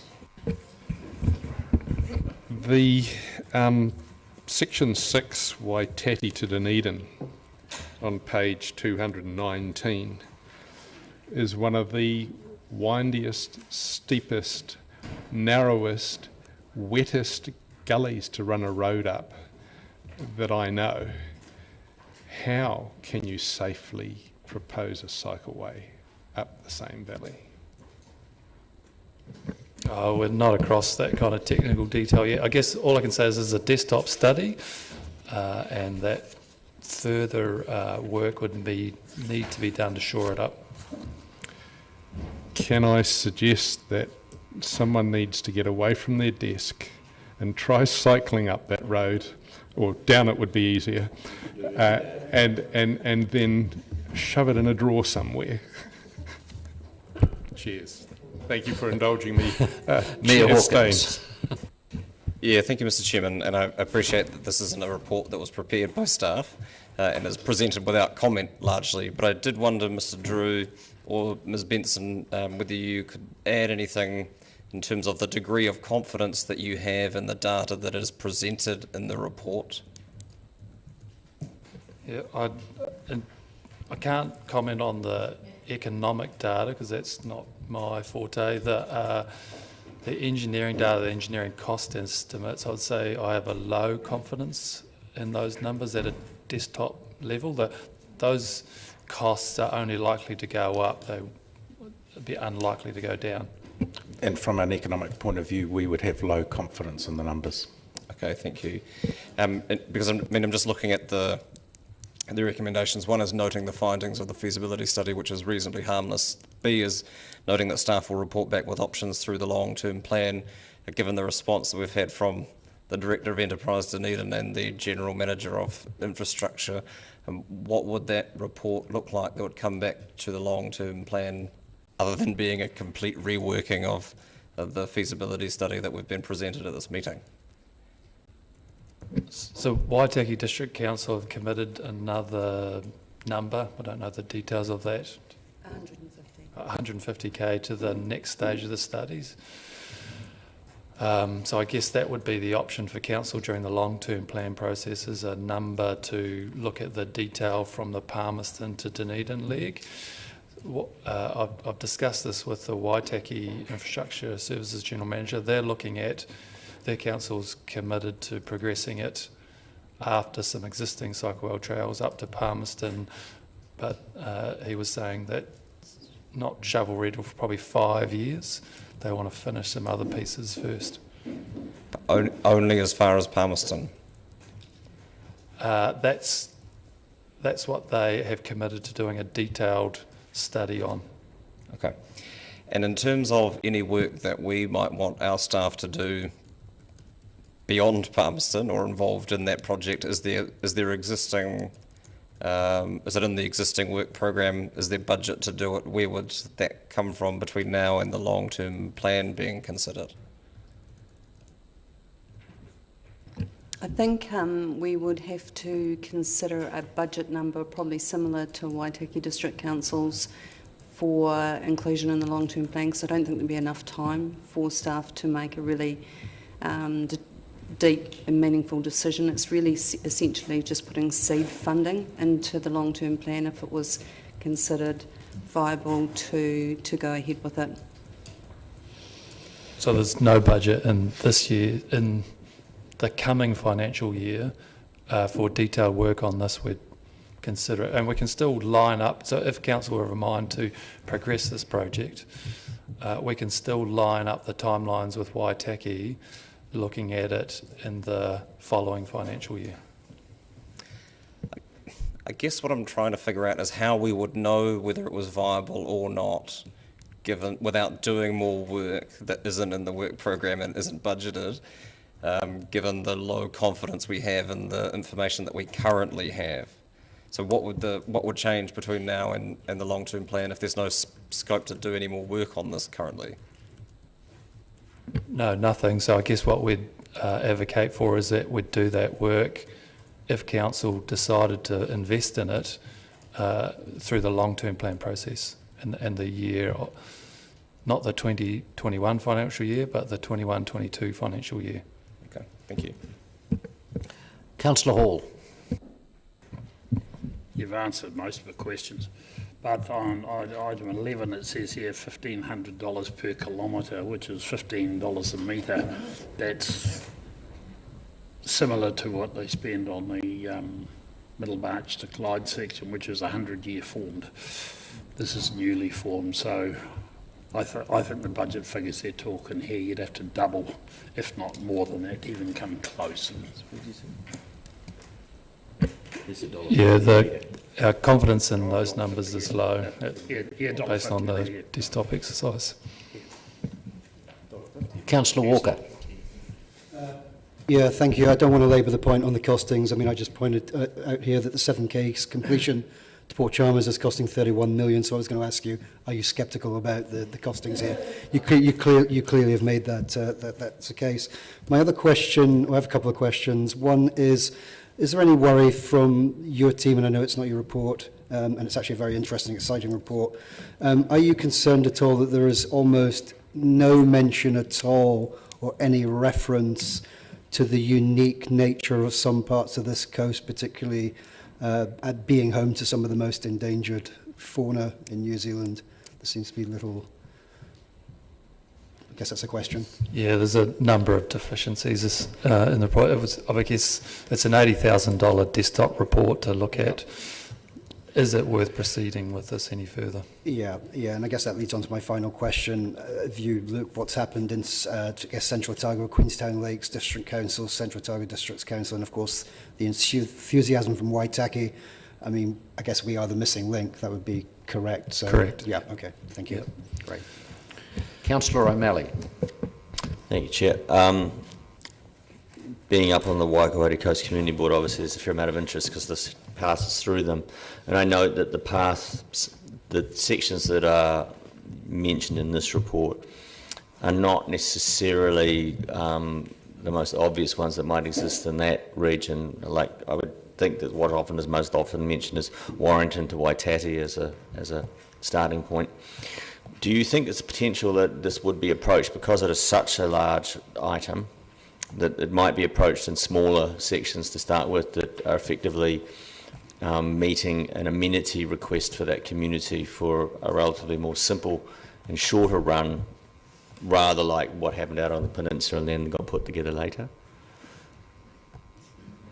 Yes, I certainly think you could look at breaking it into chunks, councillor, and that may serve some commuter purpose as well in breaking that into chunks.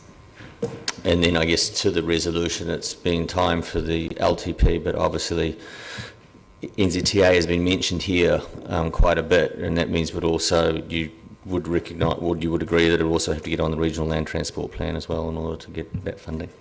So we think that the regional land transport plan could serve the commuter chunks, but there's also the MB recreational cycleways funding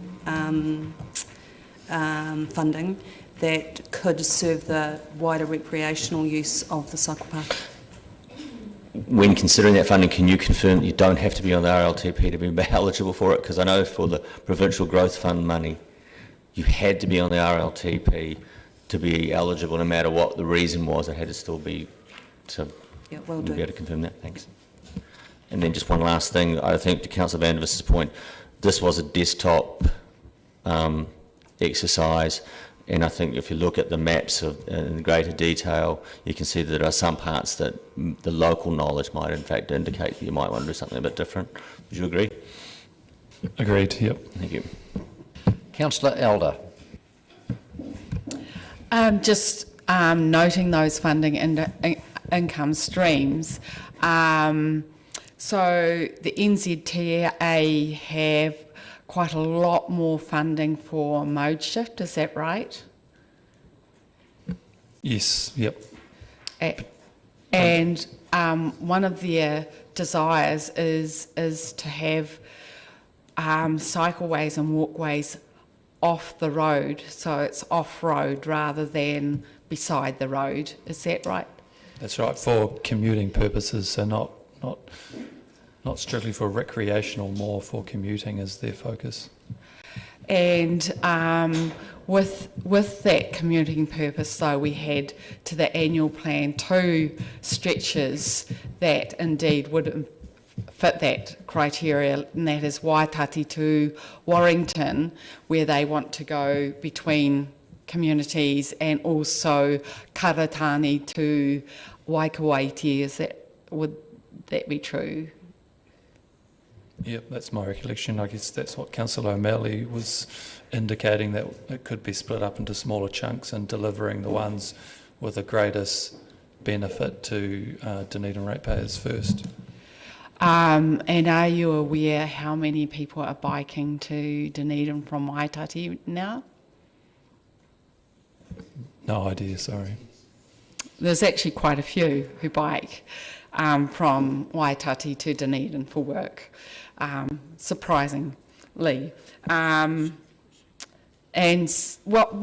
my question being around that is, the advent of electric bikes, does that give the possibility of a far more viable commute from Waitati and other places to Dunedin and return, and even up the coast? Yes, much more viable than without them, especially to Kilmog. So are you aware that in Europe 40% of the sales of bikes now are electric? Yes, yep. My question is then, when it comes to mode shift and off-road cycling and walking asset, would that enable us to go to NZTA and say, actually, some of those distances under electric bikes makes it more viable for people to mode shift from longer distances?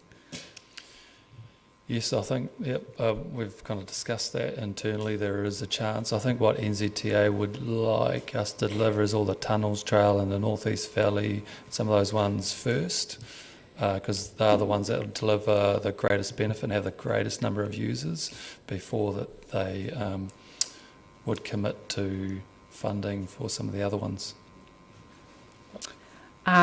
With the rate of return on that 1 to 6, would you consider that a very high rate of return on an investment? As I said earlier, I don't hold much confidence in those numbers. Okay. Further work would have to be done to firm those numbers up. So in Oamaru, since the inception of the Alps to Ocean, the statistics say that tourism has increased 5.1% per year over 10 years. That equals 64% over 10 years. So, and 85% of those are domestic tourists who are using the trails. So the potential for domestic tourism for this asset, what would you say that would be?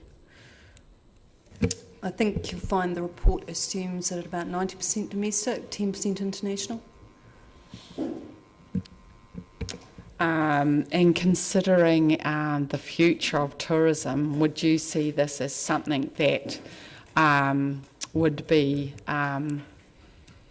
encouraging,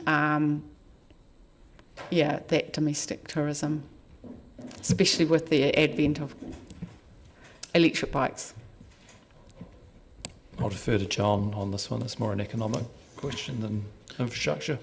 Yeah, look, we would have to look at what that would mean economically once we've seen the potential impact that could have beyond commuting, but we would think it would be pretty limited. And as we said earlier, we haven't got high confidence in the numbers that have been generated for this report.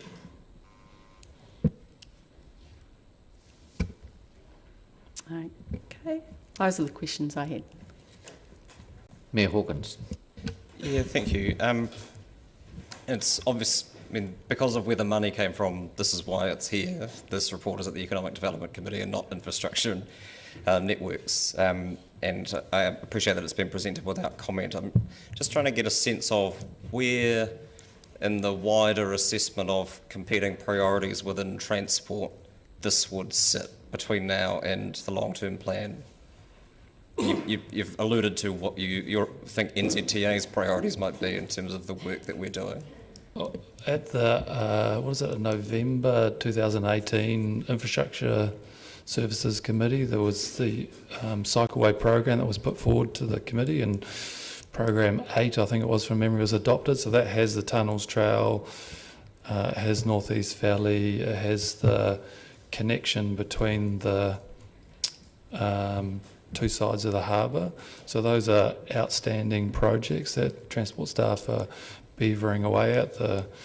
We're hoping to start construction on the link between the two harbours very shortly, imminently. And there's still a lot of work to do on the Tunnels Trail and North East Valley. So they are high priorities, and the team probably, they don't have capacity to do some of these other things without additional funding and resources the coming financial year, which is why we're saying to consider it during the long-term plan process, and will be further developed with those existing cycleways. And there's nothing, excuse me, and there's nothing you've seen in this report that suggests to you that this would or should be elevated above any of the projects that are currently ongoing in Programme 8? No, so those projects that Council have endorsed will deliver the most benefit because it has the higher number of users. It's not to say that there's no benefit for this cycleway or linking up the Central Otago cycleways. It's just to Dunedin ratepayers, the existing ones have the most benefit. Thank you. Is someone prepared to move I'll something? move Part A, but not Part B. Okay. Do I have a seconder? Councillor Gary. So, speakers. Your Worship. Yeah, thank you, Mr. Chairman. As spectacular as the headlines looked coming out of this report, it would appear that the numbers contained within it haven't garnered a significant degree of confidence from our staff, either from the transport team or the economic development team. And while it does pain me at some level to effectively stop us doing any further work on it. We've heard that there's currently no resourcing in the team to do any more work, and so to put the decision off through to the long-term plan where the same piece of work will come back to us with the same low confidence from our transport and economic development teams to be considered against everything else that we're trying to do over the next 10-year period. Seems like unnecessarily putting off a decision, which isn't to say that whether it's that we can't revisit it in the future and perhaps with more of a commuter focus or a local roads connection focus upon the North Coast, which seems to me, based on admittedly the same report, to be where the greatest areas of opportunity are within the district. That's not the same as effectively committing to advancing work on the piece of work that we co-funded with Waitaki District Council. So happy to receive the report and a relief, I think, for many people, particularly out in the Waikouaiti Coast area, who have been looking for this for some time and now have it. But I think far more rigorous work would need to be done to convince me that this was something worth us investing human resource and actual resource in the short to medium term, given the constraints that we're currently under. Thanks. Councillor Van der Vis.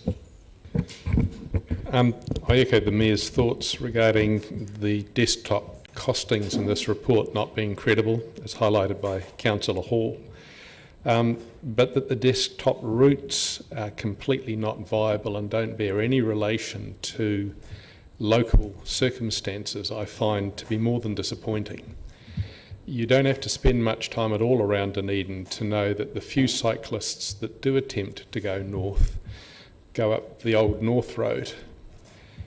The proposal that they go up Leith Valley is one of the more absurd that I've seen put in front of us. I'm amazed that it appears in a Martin Jenkins final report.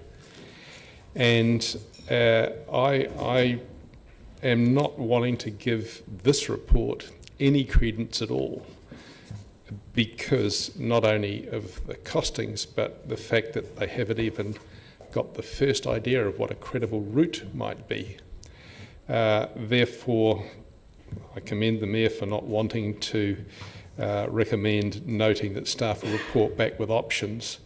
I don't even want to note the report because, quite frankly, I don't think it deserves noting in this context.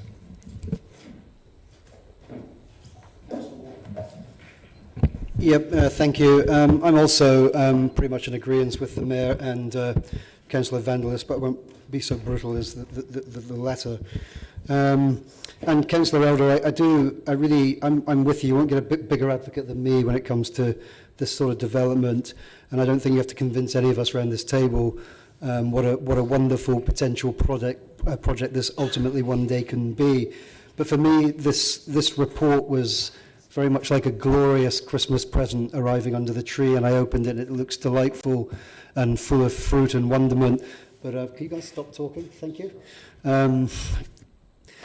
Yeah, but actually when you get into the meat of the report, a lot of what the Mayor and Councillor Van der Vis said is correct.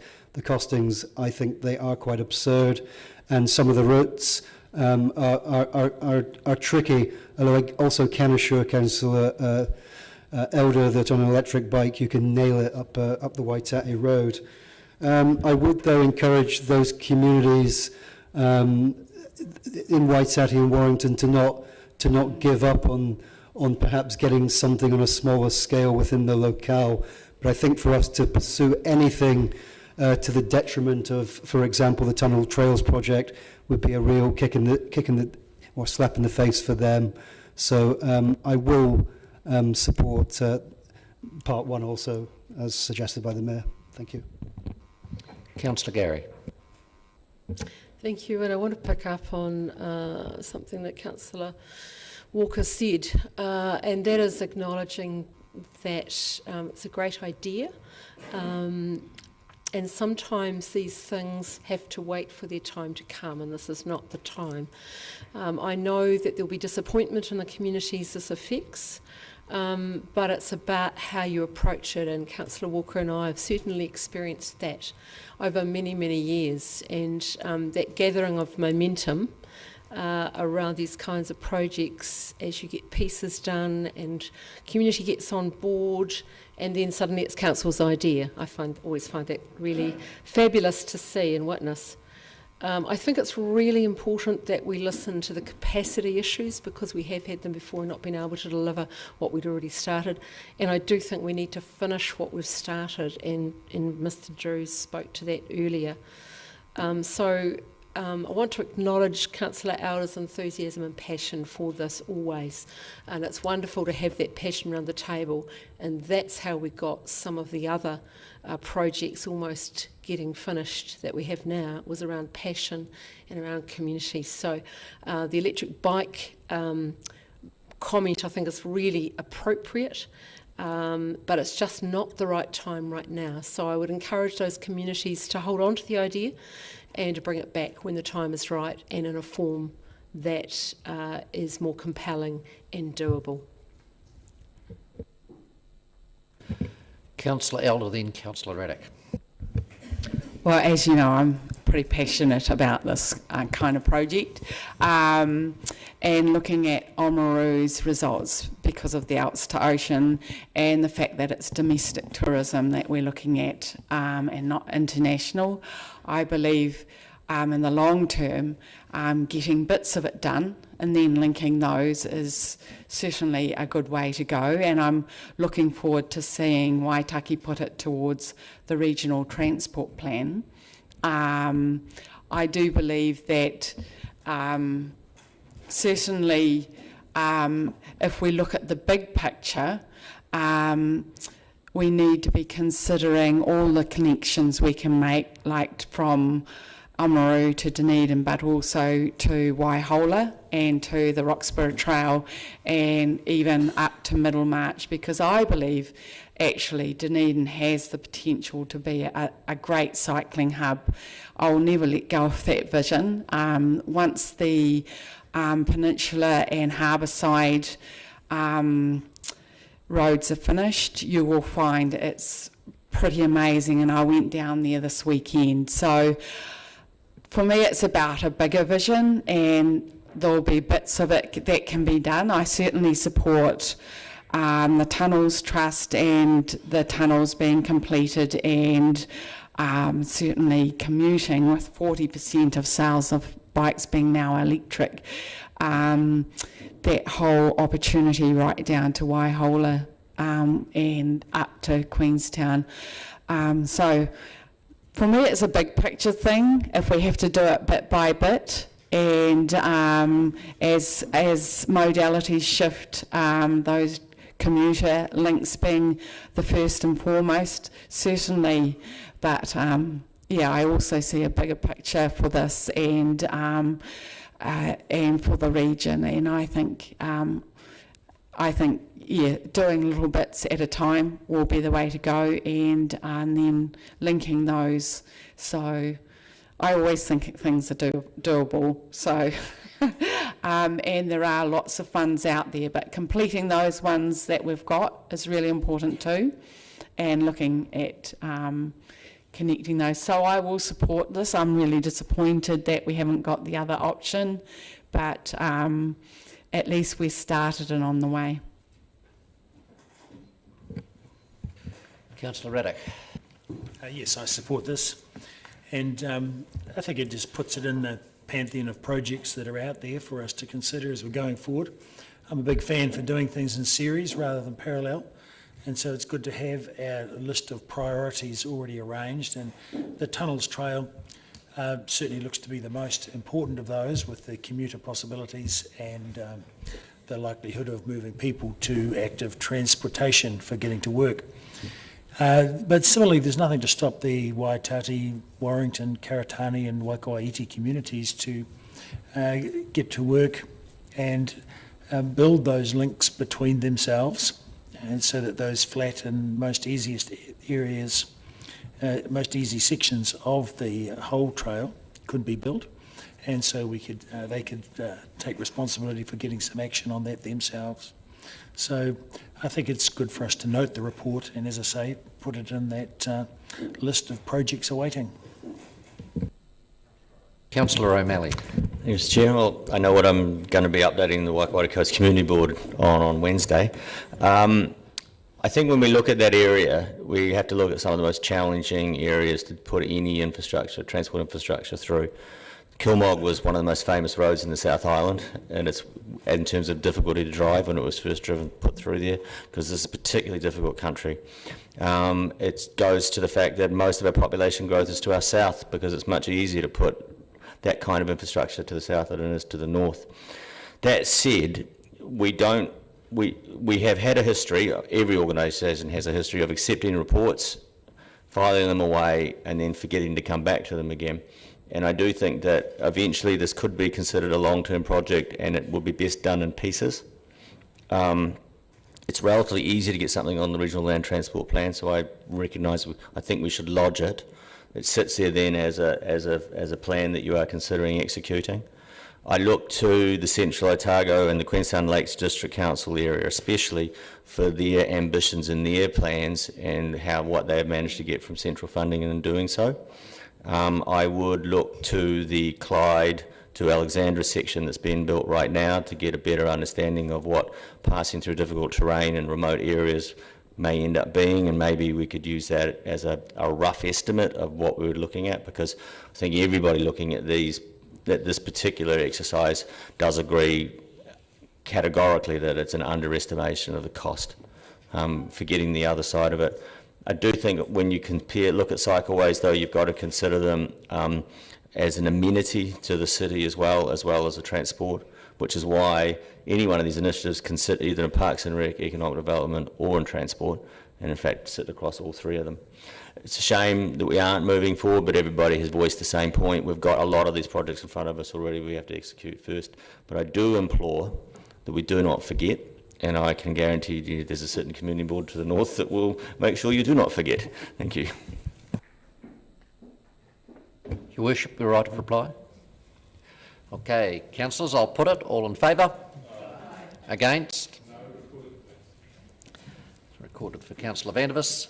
Items for consideration by the Chair. Ware Hawkins. That's fine, thank you.